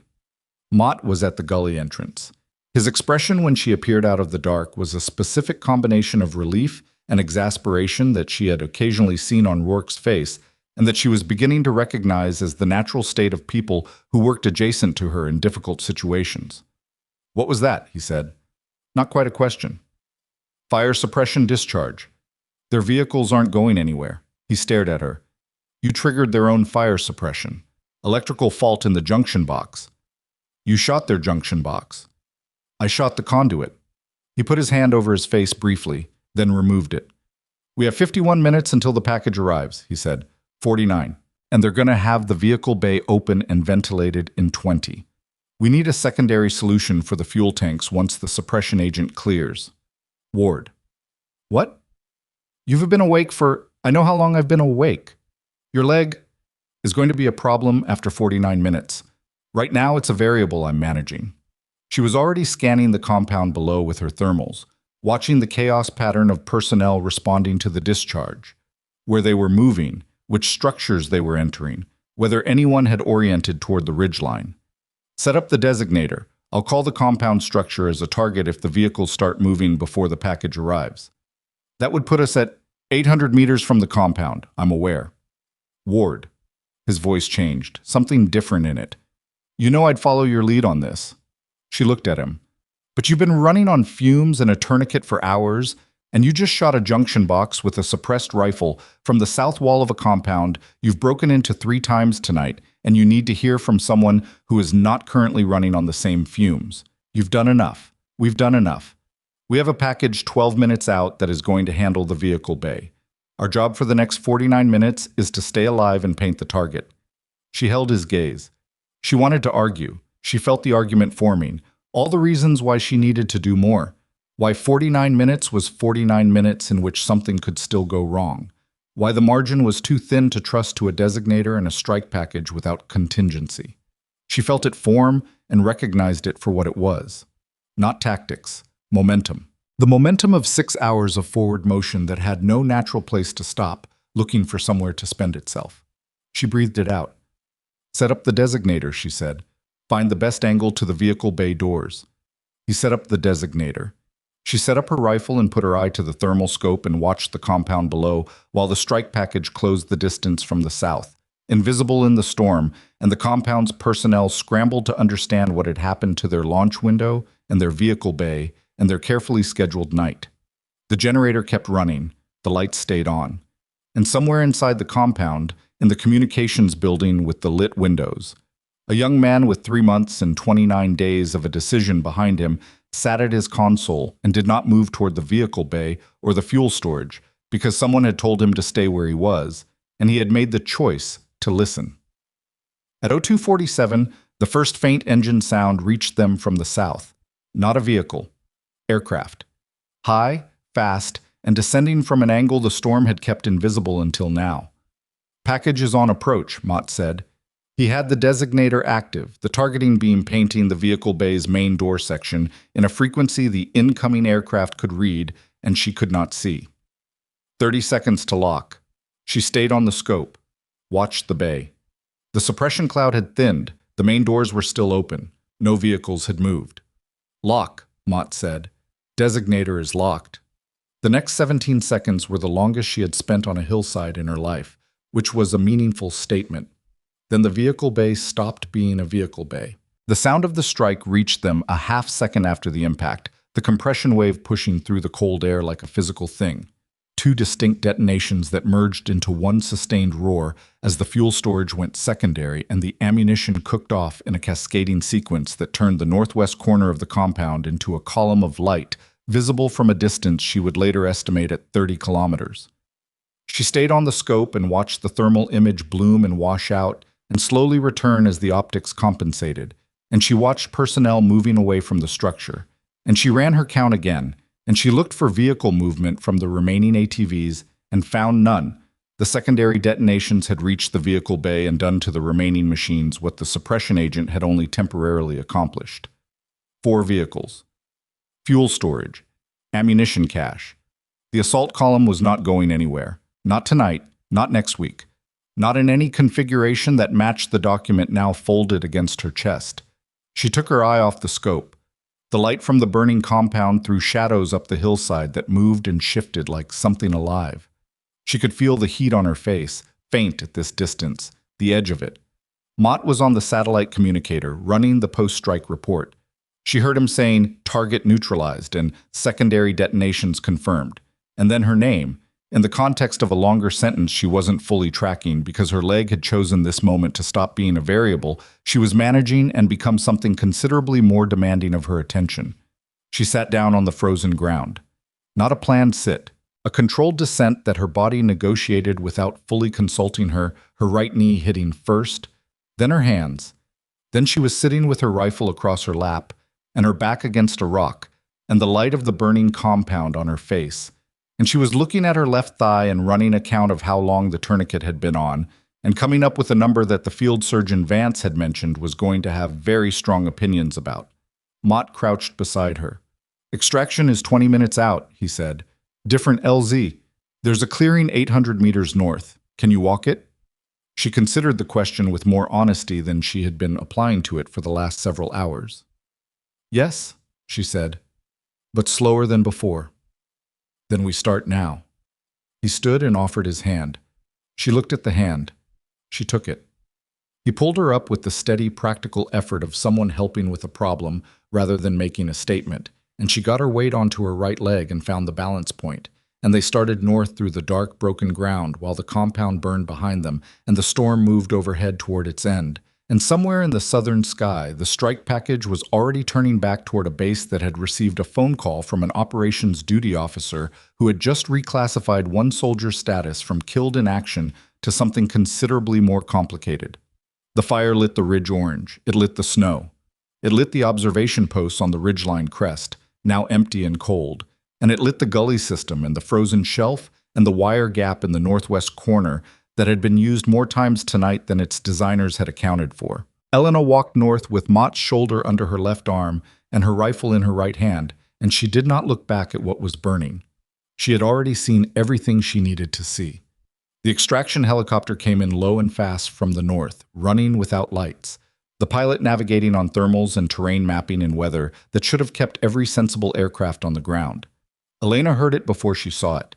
A change in the storm's texture, a rhythmic intrusion that didn't belong to wind or ice or the distant sound of things still burning on the ridge behind them. Mott had the IR strobe out, pointing it skyward, the invisible pulse of it talking to the aircraft's optics, in a frequency the pilot could read, and anyone watching from the ground could not. The helicopter found the clearing in 2 passes and came down in a cloud of rotor wash that flattened the surrounding snow into a hard crust, and hit Elena's face like a wall. The door opened before the skids fully settled. 2 figures in cold weather gear came out, a crew member and someone else, moving fast. The second person heading directly for Elena with the specific purposeful stride of a medical professional who has already been briefed and is running through a checklist before they arrive. "GSW left thigh," the medic said, already crouching, already reaching for the tourniquet. "Tourniquet's been on 4 hours and change," Elena said. "I've managed it." "I can see how you've managed it." He was cutting the pants fabric open above the tourniquet with trauma shears, torch in his teeth, working by feel and light simultaneously. "Who put this on?" "I did." He looked up at her for 1 second, then back at the wound. "Field application under fire," Mott said from somewhere to her right. "I figured. the medic said. He had the wound exposed now. She could see it for the first time, and she made herself look at it the way she looked at everything else on this hillside, which was with information gathering rather than reaction. Entry wound lateral aspect, mid-thigh. Exit wound posterior. The tourniquet had controlled the bleed effectively. The surrounding tissue damage was significant, but the blood loss, while real, had been managed. Through and through, he said. Missed the femoral. You got lucky. I got the tourniquet on fast. That too. He was packing the wound with hemostatic gauze, working methodically despite the rotor wash and the cold, and the fact that they were both kneeling in 6 inches of snow. We're going to need to leave the tourniquet until we get you to surgical. I'm not releasing it in the field. Understood. Can you get in the bird with help? I can get in the bird without help if you give me 30 seconds. He looked at her again with the same expression, not disbelief, more like revision. Updating a mental model that the pre-mission casualty report had established, and reality was now contradicting. Take the 30 seconds, he said. Mott helped her up. She put her weight on her right leg and her hand on the helicopter's doorframe and pulled herself in with her arms, the same way she had pulled herself into the extraction bird on the ridge that now felt like it had happened to a different person, except that person was still here, still wearing the same cold weather gear with the cut pants leg and the folded document inside her jacket. She got into the aircraft. Mott climbed in behind her. The door closed. The helicopter lifted. She looked back through the frost-edged window as the clearing dropped away and the ridge came into view, and she could see the orange glow of the compound burning on the far side of the crest. Even from altitude, a steady light that the storm had not extinguished and was not going to extinguish for some time yet. She turned away from the window and closed her eyes. She did not sleep. Her body was too far into its chemical debt to allow sleep. The adrenaline that had been keeping everything functional for the last 7 hours was metabolizing into something heavier and colder that sat in her chest and made her aware of every part of her that had been used hard and not rested. But she stopped processing for a while, which was the closest approximation available. The medic put a line in her arm without asking permission, which she permitted, and the saline drip pulled some of the edge off the cold that had worked into her core. She could feel her hands again, which was an improvement. Mott sat across from her in the aircraft and said nothing, which was exactly right. Falcon Base came up through the dark at 0420, the lights of it visible from altitude as a controlled smear of amber in an otherwise black landscape. Tents, hardened structures, the long pale line of the airstrip with its approach lighting running south to north. The helicopter came in over the perimeter fence and settled on the medical pad with the particular abruptness of a pilot who has been up too long and wants to be done. The door opened. There were people waiting, not medical personnel. Those were there too, 2 of them with a litter, already moving toward the aircraft. But behind them, standing back from the pad in the way that authority positions itself when it wants to observe without appearing to wait, Colonel Marcus Holt, her mission briefer, in full uniform at 0420 in the morning, which meant he had been awake for this news and had chosen to be present for her arrival rather than waiting for the debrief room. She noted this. She let the medical personnel help her out of the helicopter because her right leg had stiffened during the flight and the left was not a viable alternative, and she accepted the litter for the walk to the medical station because fighting it would have been theater rather than principle. Holt walked beside the litter. He didn't say anything for the first 30 seconds, which told her he was deciding how to begin, which told her he understood that how he began this conversation mattered. Ward, he said. Colonel. I know what you filed. A pause. His stride didn't break. The duty officer briefed me on your intelligence, he said. The strike package confirmation came in 20 minutes ago. Vehicle staging, fuel storage, the ammunition cache, all neutralized. The assault column is non-functional. Good. The intelligence analysts are working through the schedule document. They say it's going to take them another few hours to crack the coded columns, but what they've already confirmed is consistent with your assessment. It's consistent because it's accurate. They reached the medical station, a hardened structure, warm inside, the particular smell of antiseptic and recycled air that Elena associated with every field medical facility she had ever been in.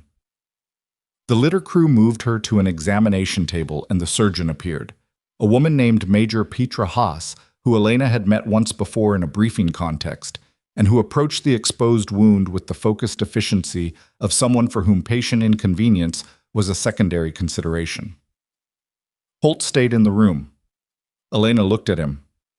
"Colonel, unless you have a medical specialty you haven't mentioned, this would be the time to wait outside." He left, but not far. She could see him through the small window in the examination room door, standing in the corridor, hands behind his back. Haas worked on the wound for 40 minutes. The procedure involved irrigation, debridement, temporary closure, a fresh tourniquet applied correctly with proper padding, and an IV antibiotic line established alongside the saline. She also found, in the process, 2 additional lacerations from the concertina wire on Elena's forearms that had been too minor to register during the night, but that were now angry-looking and infected adjacent from hours of cold and dirt exposure. "You should have come in sooner," Haas said, working on the second forearm. "I was busy." "Doing what specifically?" "Stopping an assault column." Haas looked up from the laceration. She had a narrow, precise face and eyes that communicated information efficiently. "Mott briefed me on the overview when you landed," she said. "Then you know why I was busy." "I know the outline." She went back to the laceration. "I also know what 4+ hours on a tourniquet does to tissue perfusion, and I know that walking 800 meters on that leg, after what you've described doing tonight, is either extraordinary or extremely inadvisable, or both." "Both," Elena said. "How's the leg?" "You'll keep it. The through-and-through missed everything critical, and the tourniquet management, however improvised, prevented the hemorrhage from becoming fatal. You're going to have a recovery period and a physical therapy commitment and a scar that will be interesting to explain at medical checkouts for the rest of your career." "That's fine. I'm going to recommend 3 weeks minimum non-operational." Elena said nothing, "which I understand you're going to push back on." "I'll push back in 3 weeks," Elena said. "Right now I need to be available for debrief."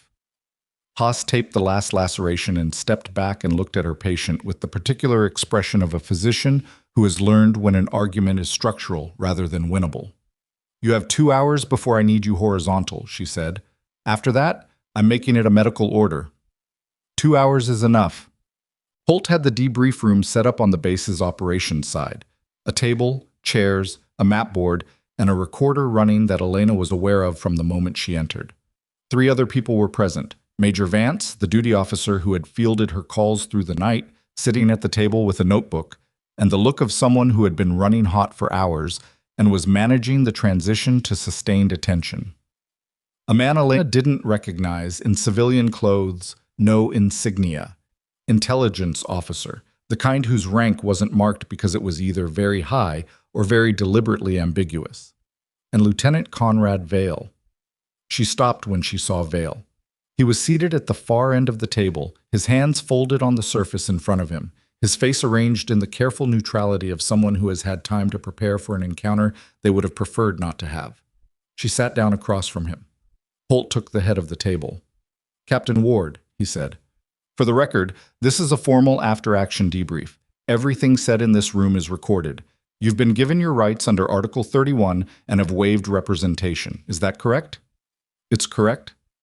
"Before we begin, the intelligence you provided has been assessed at the highest priority level. What you retrieved from that compound is being described by our intelligence division as the most significant tactical acquisition in this operational theater in 14 months. He paused. "I want that on the record before anything else." She nodded. "Walk us through the night, from the point of extraction from the ambush site." She walked them through it. She had organized it during the flight, not rehearsed, organized, the way a surgeon organizes instruments before a procedure, putting things in order so they can be found quickly when needed. She gave them the sequence: survival in the hollow, the decision to move toward the enemy position, the route through broken terrain, the reconnaissance of the compound from the shelf, the entry through the wire, the 4 structures, the communications building, the document, the operator, the second entry with Mott, the new timeline, the fuel valve, the fire suppression discharge, the strike package coordination. She left nothing out.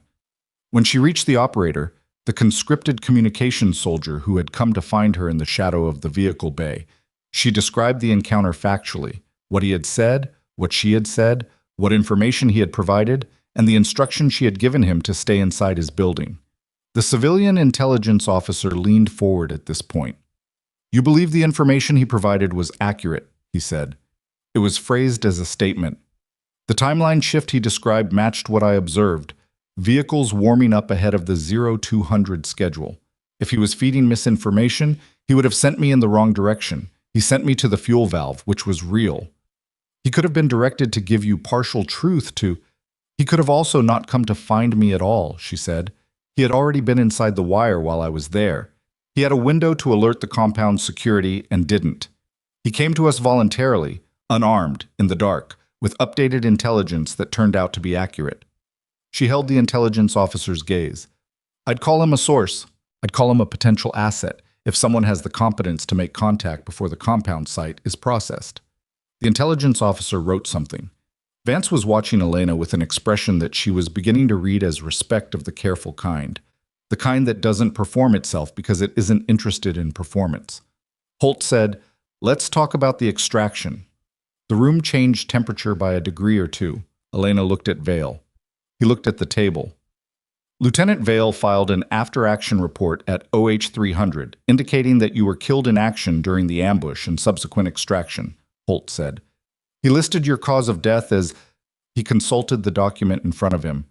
Gunshot wound, hemorrhagic, sustained during enemy contact, body not recovered due to continued enemy fire and weight restrictions on the extraction aircraft. I know what it said. The report was inaccurate. Yes. Lieutenant Vale. Holt looked down the table. For the record. Vale looked up. He had the kind of face that was built for composure and was currently working very hard to maintain it. Captain Ward was wounded during the extraction to the alternate LZ, he said. She was ambulatory but impaired. The aircraft was... The crew reported we were at weight limit for the conditions. The decision was made to leave me, Elena said. Not angry, just precise. Vale's composure held, but something shifted underneath it. A small movement around his eyes that was either guilt or its more defended cousin. The weight limit was a factor, he said. What else was a factor? A pause. Lieutenant, Holt said, I assessed that Captain Ward's wound was likely not survivable without immediate surgical intervention, Vale said. That the probability of her surviving the night in those conditions was low, Elena said. I understand. You made a calculation. She kept her voice level. The calculation was wrong, and I'd like the record to reflect that the decision to leave a wounded soldier was made before her survivability was actually tested, based on a probability assessment made by an officer who was under fire and had just lost 2 personnel and was making a decision he needed to justify to himself quickly. The room was quiet. That's not in dispute, Holt said carefully. I'm not disputing it, Elena said. I'm describing it accurately. He made a call. The call was wrong. I'd like the record to say both of those things without the language of the after-action report, which makes it sound like the call was correct and I was the variable that didn't cooperate. Holt looked at her for a moment. The after-action report has been amended, he said. As of 03:45 this morning, your status was reclassified from KIA to active and recovered. The amendment is on file. I want the original report's language reviewed for characterization of the extraction decision. That review will happen. She looked at Vale again. I was looking at her now, not at the table. The composure was intact but different, like a wall that has had something heavy leaned against it and is no longer quite vertical. Sergeant Rourke, she said. What about him? Holt said. He's on your roster from last night's mission. What's his status? Holt checked his documents. Rourke reached the FOB at 0110. He was the last member of your team to arrive. He apparently separated from the extraction aircraft. He was pushed back from the door, Elena said. Holt looked at her, then at Vale. Vale said nothing. I want to see him, Elena said. After this. He's been through his own... He's been cleared for general access. Then I'll see him after this. She moved on because the record was recording and the clock was running. And what mattered now was not the accounting of what had been done to her, but the accounting of what had been done by her, which was considerable and not yet fully processed by the people in this room. The civilian intelligence officer pulled out a photograph and slid it across the table. An aerial image, enhanced, showing the compound site. Significant portions of it were thermal white from the fire, the vehicle bay a collapsed ruin, The fuel storage, a crater-adjacent depression in the earth. We need to discuss the decision to trigger the fire suppression system, he said. It wasn't a suppression system trigger. It was an electrical fault in the junction box that incidentally triggered a suppression discharge. The vehicle's fuel tanks were full. Isolating the main supply line bought me the time to realize the tanks would run the vehicles independently and required a different approach. The different approach was shooting a junction box. It worked. It also created a secondary detonation sequence that destroyed structural elements of the compound that our intelligence people would very much like to have examined. She looked at him. The structural elements of the compound were part of an assault force that was 45 minutes from launching a direct attack on this base, she said. If you'd like me to apologize for destroying them, I'm not going to do that. He held her gaze. Nobody is asking for an apology, he said. We're trying to understand the decision-making under the conditions. The condition was no air support, 1 weapon, 4 vehicles warming up, and a 40-minute window. The decision-making was, what can I do with what I have in the time available? The answer was the junction box. If you want me to have made a different decision, you needed to give me a radio and a working extraction. Another silence. Vance made a sound that was almost a laugh and converted it into a cough with professional speed. Holt said, Captain Ward, I want to be clear. This debrief is not adversarial. The intelligence community's concern about the compound is noted and will be addressed through their own after-action process. You are not being criticized for the operational decisions you made. You're being asked to explain them. I've explained them. Yes. He looked down at his notes. One more area. The conscripted operator you had contact with inside the compound. You made a decision not to, he was choosing his words, neutralize him during your first entry. Correct? Walk me through that. He complied. He stayed quiet. He could have alerted the compound immediately and chose not to. Neutralizing a compliant individual who has demonstrated a willingness to let you operate doesn't improve your situation. It closes a potential information channel and creates an immediate security alert when the body is found. The correct decision was to leave him in place. And the second interaction? He came to us with accurate intelligence that changed our strike timeline. That interaction was initiated by him, not me. The intelligence officer was writing again. The compound site will be assessed within 48 hours, weather permitting, he said. If the individual you described is recovered from that site, alive, we will need your detailed notes on the interactions. I don't have written notes. Your memory, then. My memory of those interactions is complete. He nodded. Holt closed his folder. Captain Ward, off the record. The recorder light went red. The room shifted. A subtle thing, the kind of shift that happens when official language is suspended and people are briefly allowed to be themselves. What you did last night, Holt said, is going to be studied. I want you to know that I mean that without qualification. The tactical decisions, the improvisation, the physical performance under that wound, there isn't a training scenario that produces what you produced last night. She looked at him. There is, she said. You just have to run it. What do you mean? The training scenarios that produced last night exist. They're called selection programs. They've been running variations of that environment for 20-odd years. She paused. The question is who gets sent to them? Holt was quiet. Who sent you to selection? Vance asked. Not official tone, so genuinely curious. Colonel Adara Wentz, 3rd Special Operations Group 7 years ago. She had a program she was building for mixed specialty reconnaissance. She needed snipers who could operate in small teams without support structure. Elena looked at the table for a moment. She fought for 3 years to get women into the full selection course. The argument she kept running into was that women couldn't survive the environmental stress component. The winter wilderness portion, Vance said. Yes. Vance looked like she wanted to say something and was deciding whether this was the place for it. When did you graduate? The intelligence officer asked. Class of 17, top of cohort. She said it without inflection. Which is also not my personnel file in any way that would have been useful to Colonel Holt when he was assembling last night's team. Holt looked at her steadily. I assembled last night's team based on available personnel and mission requirements as briefed, he said. The mission requirements as briefed did not include what the mission actually required.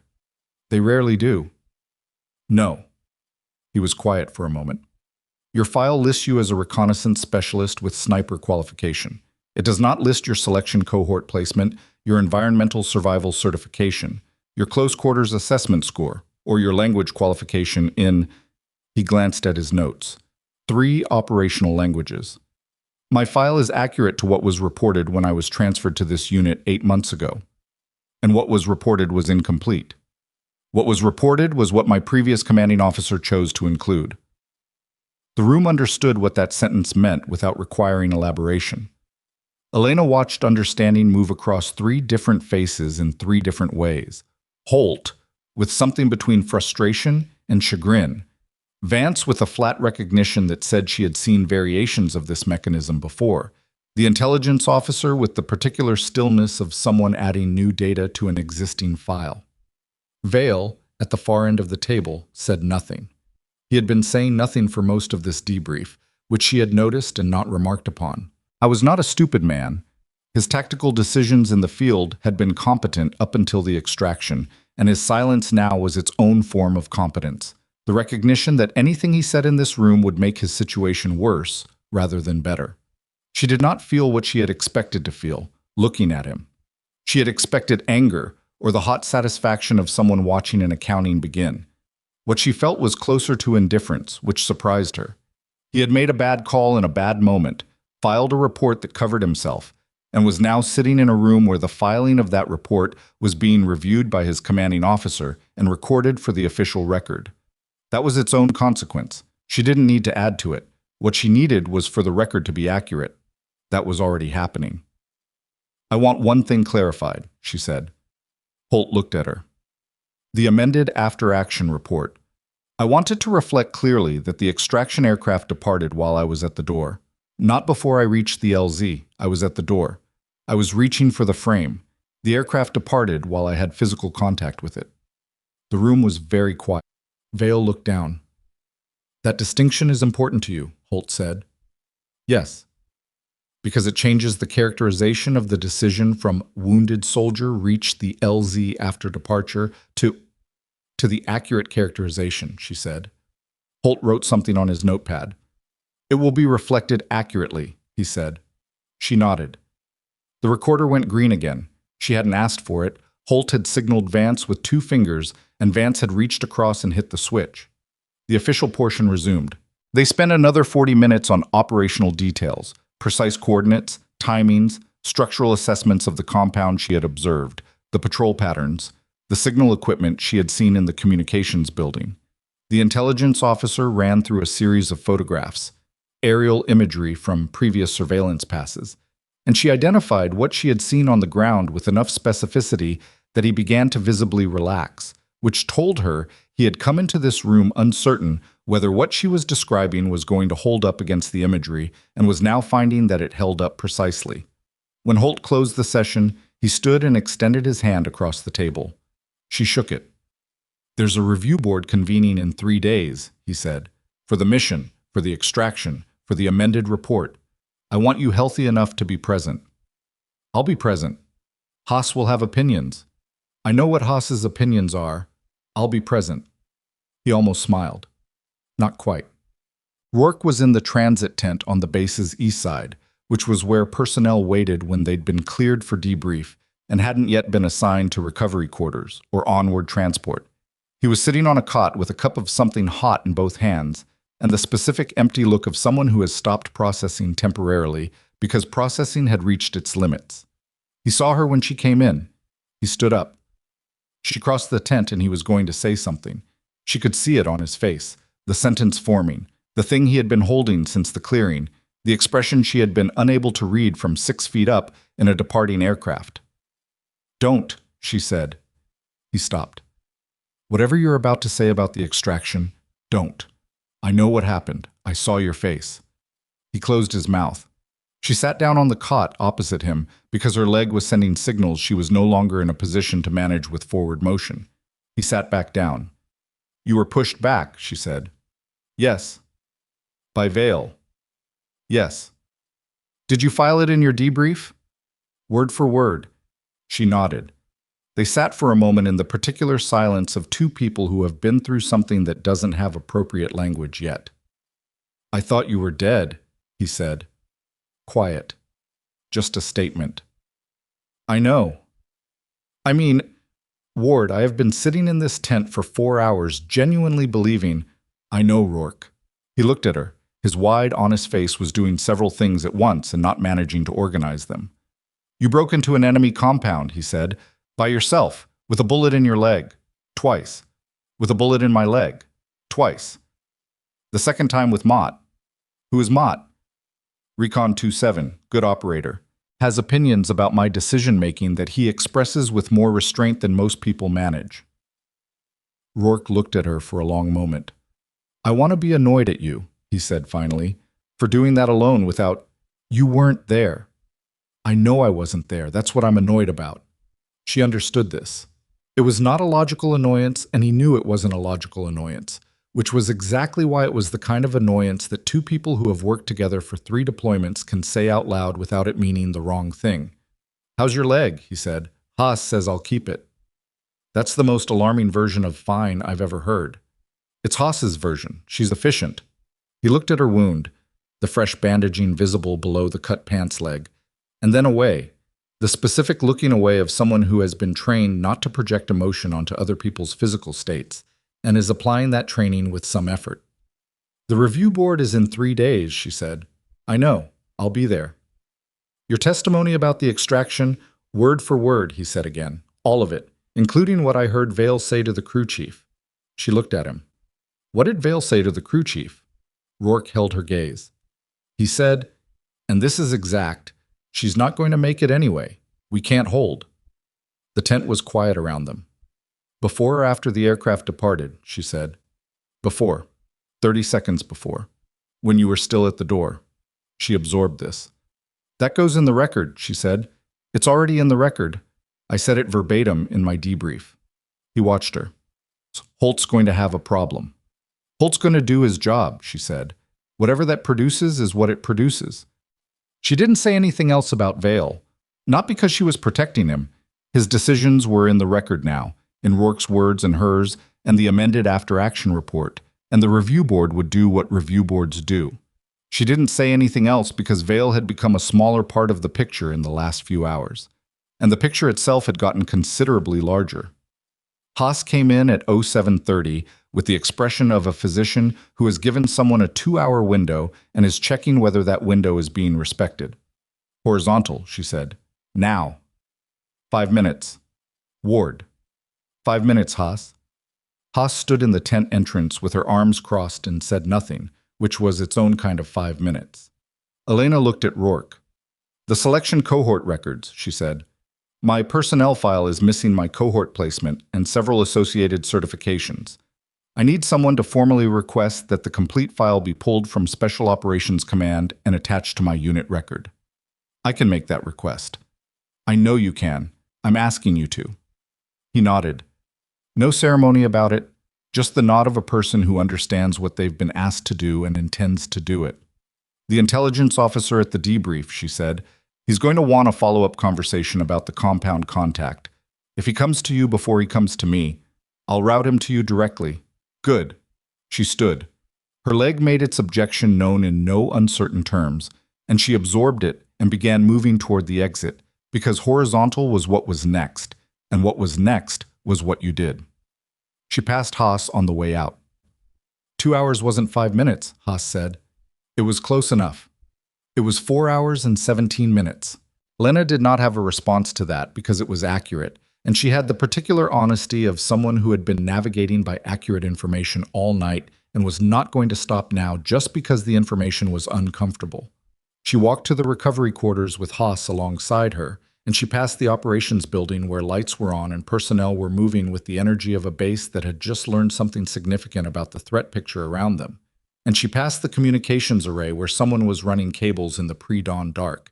And she looked at all of it with the flat attention of a person who has been running at capacity for a long time and is now, for the first time, considering what stopping actually means. She lay down on a cot. She did not sleep immediately. She lay in the dark with the base moving around her and thought about the review board in 3 days and the personnel file that was going to be pulled and attached and the intelligence officer's follow-up conversation and the compound that was a crater now, and the young operator who had walked out of the communications building unarmed and told her the timeline had changed. She thought about Rourke's face in the clearing, about what Vale had said to the crew chief. She was not angry. She had expected to be angrier than she was, and the absence of it was interesting. Not peace, not resolution, just the flat exhaustion of someone who has burned through every available fuel source and has arrived at a place where emotion is a luxury the body can't currently support. She thought about Wentz, Colonel Adara Wentz, who had fought for 3 years to get women into the full selection course and had written recommendations for 15 soldiers into a program that the people above her had been willing to fund but not willing to publicize. Wentz, who had said to Elena on the last day of selection, standing in a briefing room at 6 in the morning after 4 weeks of the worst environment the program could manufacture. The people who are going to work with you for the next 10 years are mostly not going to know what you can do. That's not an accident. You're going to have to decide whether that bothers you enough to spend energy on it, or whether you're going to spend the energy on the work instead. Elena had said, at 26, with 4 weeks of mountains and cold still in her bones, "I'll spend it on the work." She had meant it then. She meant it now, lying on a cot in a recovery tent with a bullet wound in her leg, and the review board 3 days out, and the personnel file finally being pulled. But Wentz had also said something else. On the same morning, after the briefing was over and the other soldiers had filed out, and it was just the two of them in the room. Spending it on the work doesn't mean letting the record be wrong. Those are two different things. You can do both. Elena closed her eyes. Outside, the base continued its business.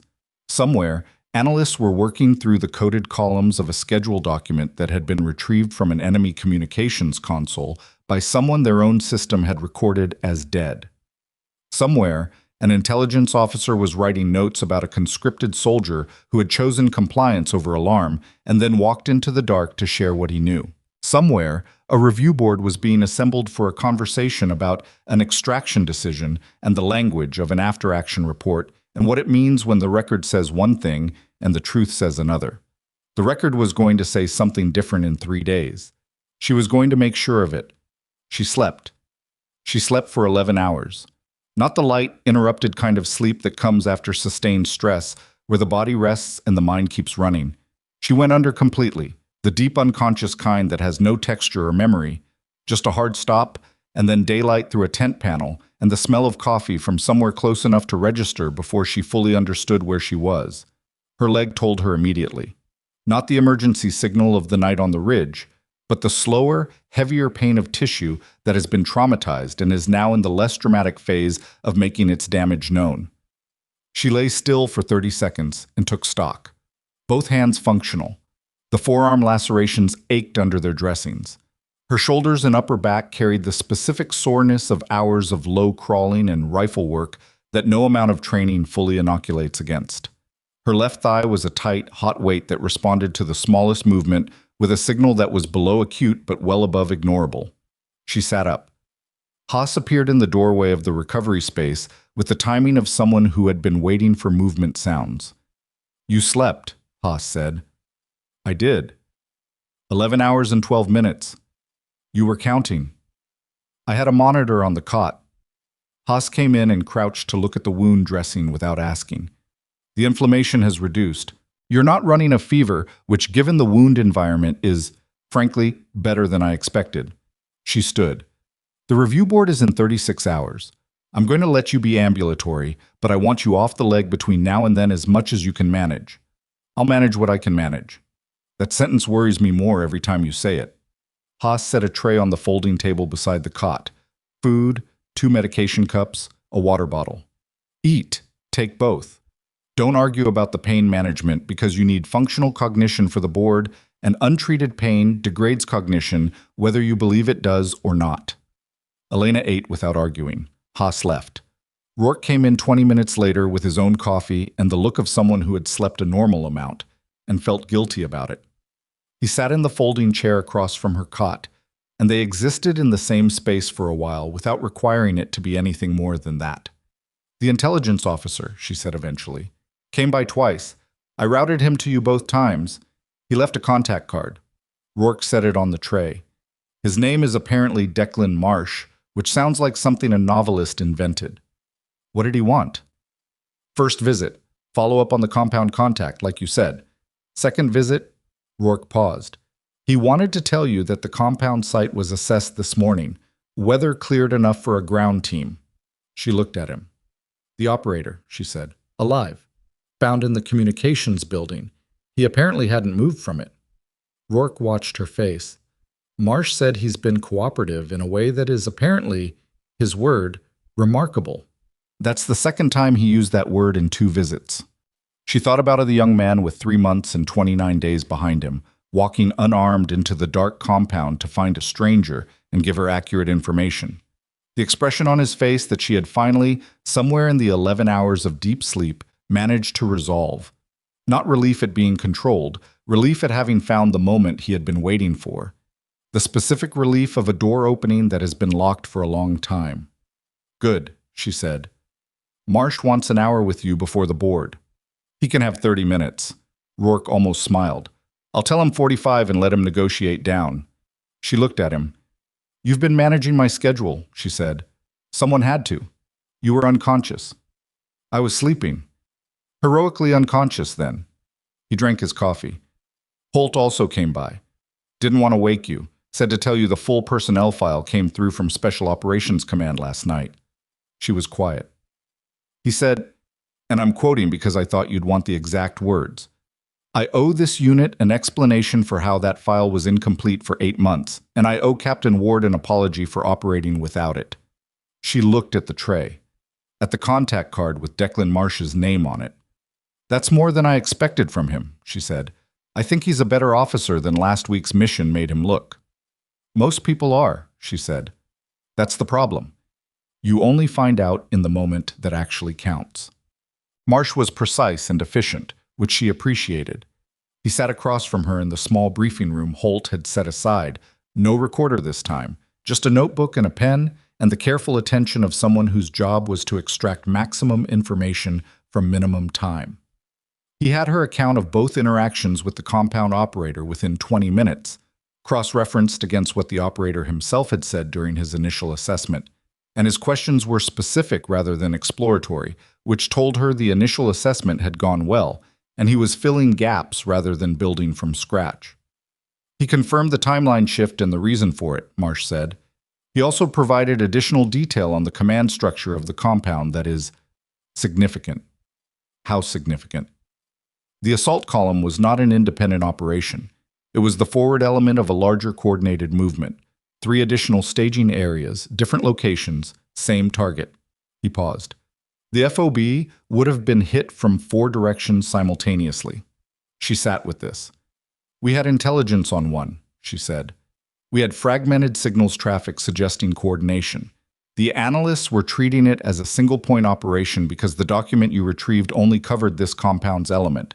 What the operator provided fills in the other 3. She understood the implication. What had looked like a successful disruption of a single assault column was actually the disruption of a coordinated 4-vector attack, and the intelligence that connected them had come from a conscripted soldier in a communications building who had made a choice in the dark.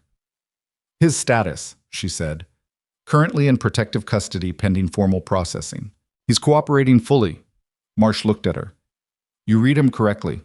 Under fire, under time pressure, inside hostile wire, you assessed him in under 60 seconds and made a call that turned out to be the most consequential intelligence acquisition of the night. He said it without theater, just as information. I made a call, she said. It happened to be right. Most people don't make that call. They either neutralize or ignore. You did neither. I was in his country once, 3 years ago. Different assignment. I met a lot of people who were exactly where he was, in a situation they didn't choose, looking for a door that hadn't opened yet. She looked at the table. I recognized the expression. Marsh wrote something. One more question, he said. The fuel valve, the maintenance access, the junction box. He looked at her. Those decisions happened in sequence, in real time, under physical and time pressure, in a facility you had entered without a plan for those specific problems. Walk me through how fast those decisions were actually made. She thought about it honestly. The valve, 30 seconds. I knew the vehicle staging was this critical asset, and I knew the fuel supply was its single point of failure. The maintenance access was visible during my exterior circuit. The decision took as long as it took to see it and understand what it was for. And the junction box. That was different. She was quiet for a moment. I heard the engine start and I understood I had the wrong theory about how the vehicles were fueled. The tank versus supply line problem was maybe 10 seconds. The junction box was another 20. I was running through what I had, what I could reach, what effect I needed. The suppression system was a hypothesis. I didn't know for certain it was there or that it would discharge from an electrical fault. But you shot the conduit anyway. The alternative was watching 4 vehicles leave the compound and losing the strike window. She paused. I was also aware that there were people in that compound who were not uniformly there by choice, and that a suppression discharge is a less lethal intervention than the options I was not choosing. Marsh was quiet for a moment. "I'll note that in my report," he said. "You don't have to." "I know." He capped his pen. "I want to." The review board convened at OH 900 in the operations building's main briefing room, which was larger than the debrief room and had a formal arrangement. 7 seats on one side of the table for the board members, chairs on the other side for witnesses and participants. Holt was present as the senior officer of record. Vance was present as the duty officer with direct knowledge of the night's events. Mott was present as a witness. 2 officers Elena didn't know sat at the board table, identifiable by their rank and their expressions as people who had reviewed the documentation and come prepared. And Lieutenant Conrad Vale sat in the witness chairs, 2 seats down from Elena, in pressed uniform. She had not spoken to him since the debrief. She did not look at him when she sat down. The board's senior member, a colonel named Priya Ashworth, who had the specific manner of someone who has run many boards and has no patience for performance, opened proceedings by stating the 3 areas under review: the accuracy of the original after-action report, the conduct of the extraction decision, and the completeness of personnel documentation for the unit. She went through them in that order.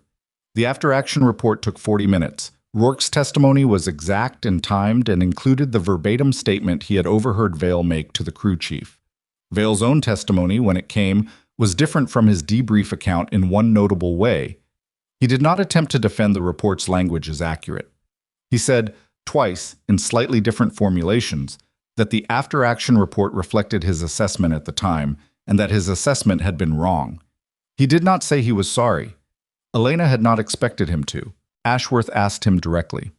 Lieutenant Vale, at the time of departure, was Captain Ward in physical contact with the aircraft. A pause. "Yes," he said. "For the record, she was reaching the door frame or she had it." Another pause. "She had the frame," he said. "Both hands." Ashworth made a note. Elena looked at her own hands on the table. The extraction decision review took longer, 90 minutes, with questions about the weight limitation claim, which the crew chief's own statement partially contradicted. The limitation had existed but had been within manageable range at the point of departure. The decision to depart had been made before the limitation was reached, on the basis of a survivability assessment that the board spent some time examining carefully and without sympathy for its methodology. Vale answered every question. He did not deflect. He did not construct arguments. He answered and then was quiet. And Elena observed this and understood that he had made a decision of his own somewhere between the debrief and this room. The decision to let the record be accurate even when accuracy was not his friend. It wasn't absolution. It wasn't even apology. But it was something. When Ashworth asked Elena directly whether she was seeking disciplinary action against Lieutenant Vale, she thought about it for 3 seconds. "I'm seeking an accurate record," she said. "What the board does with that record is the board's function, not mine." Ashworth nodded. The personnel documentation review was the shortest of the 3 and in some ways the most uncomfortable to witness. Holt testified about the state of Elena's file as it had existed in the unit's records. Then the supplementary file from Special Operations Command was read into the record. The selection cohort placement, the environmental survival certification at expert level, the close quarters assessment score, the language qualifications, the specialized training designations that added up to a profile significantly beyond what any standard personnel file would suggest. One of the board officers, the one who had been silent for most of the morning, said, "Colonel Holt, for your own awareness of this unit's personnel, How is it that a soldier with this qualification profile was assigned to a standard reconnaissance package as a sniper element? Holt answered precisely. Incomplete documentation at the time of transfer assignment. The previous commanding officer provided a summary file that did not include the specialized training record. Is there a record of the previous commanding officer being asked for a complete file? There is not. Whose responsibility was it to request one? Holt's jaw moved once. Mine, he said. The board officer wrote something. Elena looked at the table. She had imagined this moment, or something like it, occasionally over the previous 8 months, when the incompleteness of her record had produced situations that required her to perform below her capability, because performing at capability would have raised questions nobody had the context to answer correctly. She had imagined feeling something clean and specific, like the satisfaction of a weight being set down. What she felt instead was tired, and also something quieter, something that didn't have a clean name. The recognition that the incompleteness had never been about the file. The file was the mechanism.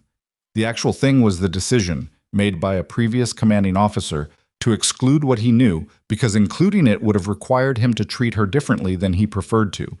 The record was being corrected. The decision that created the gap could not be corrected because records don't reach backward into people's choices. That was what it was. Ashworth called a 30-minute recess.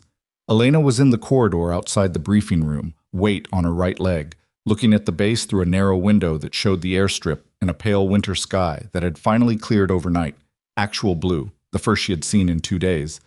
When Vale came out of the briefing room behind her, she heard him stop 6 feet away. She didn't turn around. Ward, he said. She waited. I've been trying to figure out what to say since you came off that helicopter. His voice was level but not composed, level over something that wasn't composed. There isn't a version that comes out right. No, she said. What I said to the crew chief is in the record. I know it's in the record. A pause. I meant it when I said it. That's the part that's harder to account for. She turned then, because that was a different kind of statement than she had expected from him. He was looking at her with the expression she had last seen in the clearing, not the flat competence, not the careful neutrality of the debrief, but the rawer thing underneath. He looked like a man who had been examining something about himself for 36 hours and had arrived at conclusions he was not comfortable with. You assessed me, she said, in the moment, under pressure, and your assessment was that I wasn't going to make it. Yes. And you've been making assessments like that your whole career. Yes. And most of them have been right. He was quiet. I don't think you're a bad officer, she said. I think you made a call based on incomplete information about what you were looking at. That's a different problem. She paused. The report was the worst choice. The extraction, I understand the extraction. I don't forgive it, but I understand it. The report was a choice you made when the pressure was off, and you had time to decide what the record would say. I know. That's what I want the board to look at. I know, he said again. She turned back to the window. The soldier they leave behind, she said. If there's a version of this where you're in a different briefing room with different personnel, and the person at the door isn't me, does the aircraft still leave? A long silence. I don't know, he said, finally. She nodded slowly. That's the most honest thing you've said in 2 days, she said. He went back inside. She stayed at the window until the recess ended, looking at the pale blue sky over the airstrip, thinking about whence, and about what the record being corrected actually changes and what it doesn't, and about the compound operator sitting in protective custody somewhere in this base, and about what it means to be the person who stays in the room when the door is open and every instinct is telling you to run. Ashworth delivered the board's findings at 1400 hours. The original after-action report was formally reclassified as inaccurate and struck from the operational record. An amended report reflecting the accurate sequence of events was entered in its place, including the specific language about Elena's position at the aircraft door. The extraction decision was characterized in formal language as a command judgment made under field conditions that did not meet the standard of care required under the applicable regulations governing wounded personnel evacuation. Lieutenant Vale was issued a formal letter of reprimand to be placed in his service record, a reduction in his unit command authority, pending a 90-day performance review, and a mandatory review of his leadership assessment profile. He accepted these findings without response when Ashworth read them. The personnel documentation finding was addressed directly to Holt, a requirement to conduct a full file audit of all unit personnel within 60 days, with a secondary requirement that transfer documentation from any previous command include a certification that the complete training record had been reviewed by the receiving commander before assignment. None of this was ceremony. It was paperwork and process and the grinding mechanism of institutional accountability, which never feels as clean as the stories people tell about it afterward. But it was real. Elena sat in her chair and listened to it being read, and felt the particular quality of something being done correctly. Not perfectly, not completely, not in a way that recovered the 8 months or the night on the ridge or the moment at the aircraft door. Just correctly. The record saying the true thing instead of the convenient thing. It was enough. After the board cleared the room, Holt asked her to stay. They sat at the table, just the two of them, in the quiet that a formal proceeding leaves behind. "The file," he said. "I looked at it last night, all of it." "I know you did. Why didn't you push for it earlier, 8 months ago, when you arrived in this unit?" She looked at him. "I've answered that question to myself 100 times, she said. "The version I keep arriving at is, I was trying to do what Wentz told me, spend the energy on the work. And I spent too much of it on the work and not enough on the record." She paused. "That's also a lesson." Holt nodded. Not agreeing exactly. Processing. "I'm offering you a transfer," he said, "to a position commensurate with your actual qualification profile. There's a special operations coordination role opening at the regional level. It involves building reconnaissance packages for high-complexity environments. The officer they want for it has your exact background." He paused. "I spoke to Colonel Wentz this morning." Elena went still. "She's been tracking your career," he said, "from a distance. She said, her exact words, 'I've been waiting for someone to read that file properly.'" He looked at her. "She recommended you for the role 18 months ago. The recommendation was filed by your previous commanding officer without being actioned." The room was quiet. Elena thought about Wentz, her voice in a briefing room at 6 in the morning, the particular way she carried authority, like something she had earned every gram of. She thought about the 15 soldiers in that selection class, and how many of them had spent the years since in positions that used a fraction of what they'd been trained to do. "The role," she said, "what does it actually involve?" "You'd be building the reconnaissance programs, designing the packages, selecting and training the personnel." He met her eyes. "You'd have authority over team composition, qualification requirements, and the documentation standards for personnel files in your unit." She understood what he was telling her inside that last sentence. "Who do I report to?" she said. "Wentz. She's at the regional command now. She's been there for 8 months. She built the role specifically." Wentz had been at the regional command for 8 months. The same 8 months Elena had spent in this unit with an incomplete file. "She knew where I was," Elena said. "She was waiting for the right moment," Holt said. Her words. The right moment being the moment when the file got read. He paused. "I don't think she anticipated how the file would finally get read, but she anticipated that it would." Elena sat with this. The offer was real. The role was real. And Wentz, who had spent 3 years fighting for a selection program and 15 years building careers from the outside of rooms where decisions were made about what women could and couldn't survive, had been patient enough to wait for a moment that Elena had created by surviving a night on a frozen ridge that everyone, including the paperwork, had decided was going to kill her. "I want one condition," Elena said. "Name it." "Rourke comes with me." Holt blinked. He's the best spotter I've worked with in 3 deployments, and his qualification profile has the same documentation problem mine did. I've already looked." She held Holt's gaze. "Pull his complete file from his previous unit. You'll find a marksmanship instructor certification, an advanced trauma course completion, and a language qualification in 2 operational languages, none of which are in his current record." Holt stared at her. "You pulled his file." "Last night, Rourke found me a terminal. You were supposed to be sleeping. I slept 11 hours. I had time." He almost smiled. More than almost this time, an actual thing, brief and somewhat helpless. The smile of a man who is revising his understanding of the last several days at speed. I'll pull the file, he said. If it is what you say, it is. Then I'll make the recommendation. She stood. Her leg held, which was a daily negotiation she was learning to conduct with more patience than she preferred. Colonel, she said. He looked up. The board findings. Vale's reprimand. She paused. He told me in the corridor that his assessment was genuine, that he believed I wasn't going to make it. She paused again. I think his problem isn't malice. It's a pattern of assessment that he's never had to examine because the pattern has mostly been accurate. She looked at the table. The 90-day review. If whoever runs it understands what they're actually reviewing, it's not his field performance. It's his methodology for evaluating people under stress. Holt was quiet. I'm not defending him, she said. I'm describing the problem accurately. I'll pass that along to whoever conducts the review, he said. She left. Mott found her outside the operations building in the pale winter sun, sitting on a low wall with her bad leg extended, face tilted up slightly the way you do when real sunlight is rare enough to notice. He sat down beside her without being invited, which she had come to understand was his default operating mode. Heard the findings, he said. From who? Rourke. He heard from Vance. Information moves fast here. It does.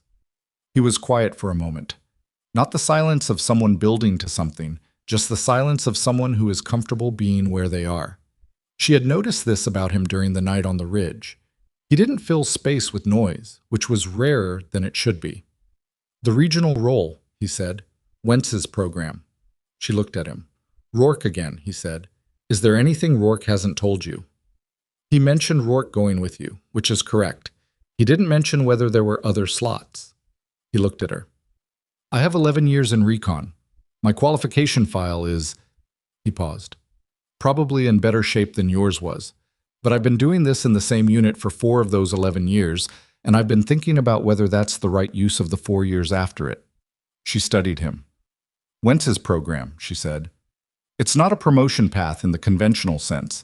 It's a lot of building things that other people get credit for. It's selection work, training design, reconnaissance package architecture. It's not glamorous. I know what it is, he said. I know 2 people who went through the first cohort of her initial program. Both of them said it was the most useful thing they ever did that nobody outside the community ever heard about. That's an accurate description. I'm not looking for people to hear about it, he said. I've been doing this long enough to not need that. She looked back at the airstrip. A transport aircraft was taxiing on the far end, catching the sun on its fuselage in a way that turned the metal briefly white. I'll ask Wentz, she said. No promises. No promises, he agreed. They sat in the sun for another few minutes, neither of them needing it to be more than what it was. 2 people who had been through a specific night together and were now in the daylight on the other side of it, accounting for what it had produced. You shot a junction box, he said eventually. I've mentioned inside an enemy compound with a tourniquet on. The tourniquet was on my leg, not my trigger hand. He put his hand over his face briefly. You're going to be very good at training people, he said through his fingers, because I make good decisions. Because the decisions you make are so specific that the only way to understand them is to watch someone actually make them under the conditions that require them. He dropped his hand. You can't teach that from a manual. She thought about Wentz standing in a briefing room saying, spend the energy on the work, and you can do both. You can teach more than people think, she said. You just have to be willing to put people in the conditions and let them find out what they're capable of. Most people don't find out because nobody puts them there. And when they find out they're not capable, then you found out, and you work with what's actually there instead of what you assumed. She looked at him. That's more useful than never knowing. He nodded slowly. When do you leave? He said. 2 weeks. Haas's minimum clearance for the leg. I'll put in for the transfer this afternoon. I said no promises. And I said I'd put in for the transfer. He stood up from the wall. Different statements. He walked back toward the operations building, and she watched him go, and she thought that 11 years in recon with a complete qualification file and the ability to sit in silence and not fill it with noise was exactly the kind of resource Wentz's program would know what to do with. She found Rourke at the end of the day, in the same transit tent, same cot, same cup of something hot. He had the look of someone who had processed most of what needed processing and had arrived at a version of equilibrium. She sat across from him. "Holt's pulling your file," she said. He looked at her. "The complete one," she said. "From your previous unit." A pause. "How did you know?" "I looked last night. You should have told me." "I thought—" He stopped. Started again. "My previous CO told me the certifications were in the system. I took his word for it." "You shouldn't have." "No." He looked at his hands. "I've been telling myself it didn't matter, that the work spoke for itself." "The work does speak for itself," she said, "and the record should reflect it. Both things are true." He was quiet. "The regional role," she said. "You'd be working with me. Different function. I need a senior NCO for the selection and training side. Someone who has been through the environments and can read candidates under pressure." He looked up. "Is that an offer or a description?" "Both." He was quiet for a moment. She watched him decide, not the big decision that was already made. The smaller one, about what to do with the fact that it had taken a bullet wound and an abandoned extraction and 11 hours of unconscious sleep for this to become available. "Yes," he said. "No ceremony about that either." She nodded. They sat for a while longer. Outside the tent, the base went through its evening routine. The sounds of equipment, voices, the distant aircraft engine. Normal sounds. The sounds of a place that had been running at elevated tempo for 2 days and was beginning to breathe at its regular pace again. "Wentz," Rourke said. "Yes." "She's been there 8 months." "Yes." "And she built the role knowing—" "Yes." He thought about this. "She waited," he said. "She waited. That's a long time to wait for one person." Elena looked at the tent wall, at the light coming through it from outside, the pale late afternoon kind. "She wasn't waiting for one person," she said. "She was waiting for the moment when one person's file got read correctly. She built something that would be ready when that happened." She paused. "She's been doing that for 20 years, building things that are ready when the moment comes. Most of the time, the moment takes longer than anyone wants. And when it finally comes? Then you have something real to step into." She stood. "That's the point. Not the waiting, the having something real." She left him with his coffee in the transit tent and walked back through the base in the evening cold, her leg managed and her head clear, in the specific way that comes after a long, exhausted sleep, and a formal accounting, and a day spent in the unglamorous work of making the record say the true thing. She sent a message to Wentz that night. Brief. She had never needed many words with Wentz. She outlined the offer, confirmed the acceptance, noted Rourke's name and the file situation, and asked about Mott with the specific phrasing that wasn't quite a request and wasn't quite a question, but that Wentz would read correctly because she always had. The response came back in 40 minutes. Rourke. "Yes. Pull the file, attach it, send it to my office." Mott. "I'll review his record. If it's what you say, we'll find a way." You. "I knew you'd figure it out. I just didn't know it would involve a junction box." Elena read this twice. Then she closed the message. She lay down on the cot in the recovery quarters, with her leg elevated the way Haas had demonstrated, and she looked at the ceiling of the tent for a while in the dark, listening to the base settle into its night rhythm, and she thought about a clearing at night with a helicopter banking south and a figure on the ground looking up, and about a shelf of frozen rock with the glow of a compound below, and about a maintenance panel and a red-handled valve and a junction box, and the things you do when you have one weapon and one chance in a window of time that is almost too small to fit through. And she thought about what comes after. Not the record, not the board findings, not the formal letters that were already being drafted in offices she would never see. What comes after for the person who gets up from the snow and moves northeast when every reasonable calculation says stay down. You build something, she thought, with what you know and what you've learned and the people who can do the things you can't. You build something that will be ready when the moment comes for the next person who gets left in the snow and has to decide whether to stay or move. That was the work. She slept.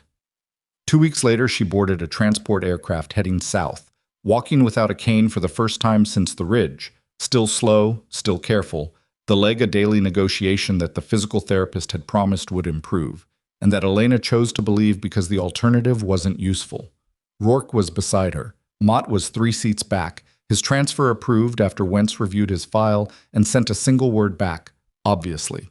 The aircraft lifted over the base and banked south, and Elena looked out the window at the ridge country below.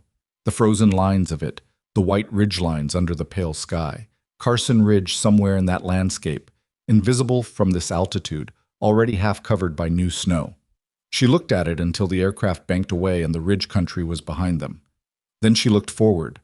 In the row ahead of her, Rourke had already fallen asleep, which was the correct response to a transport flight and an indication of sound judgment.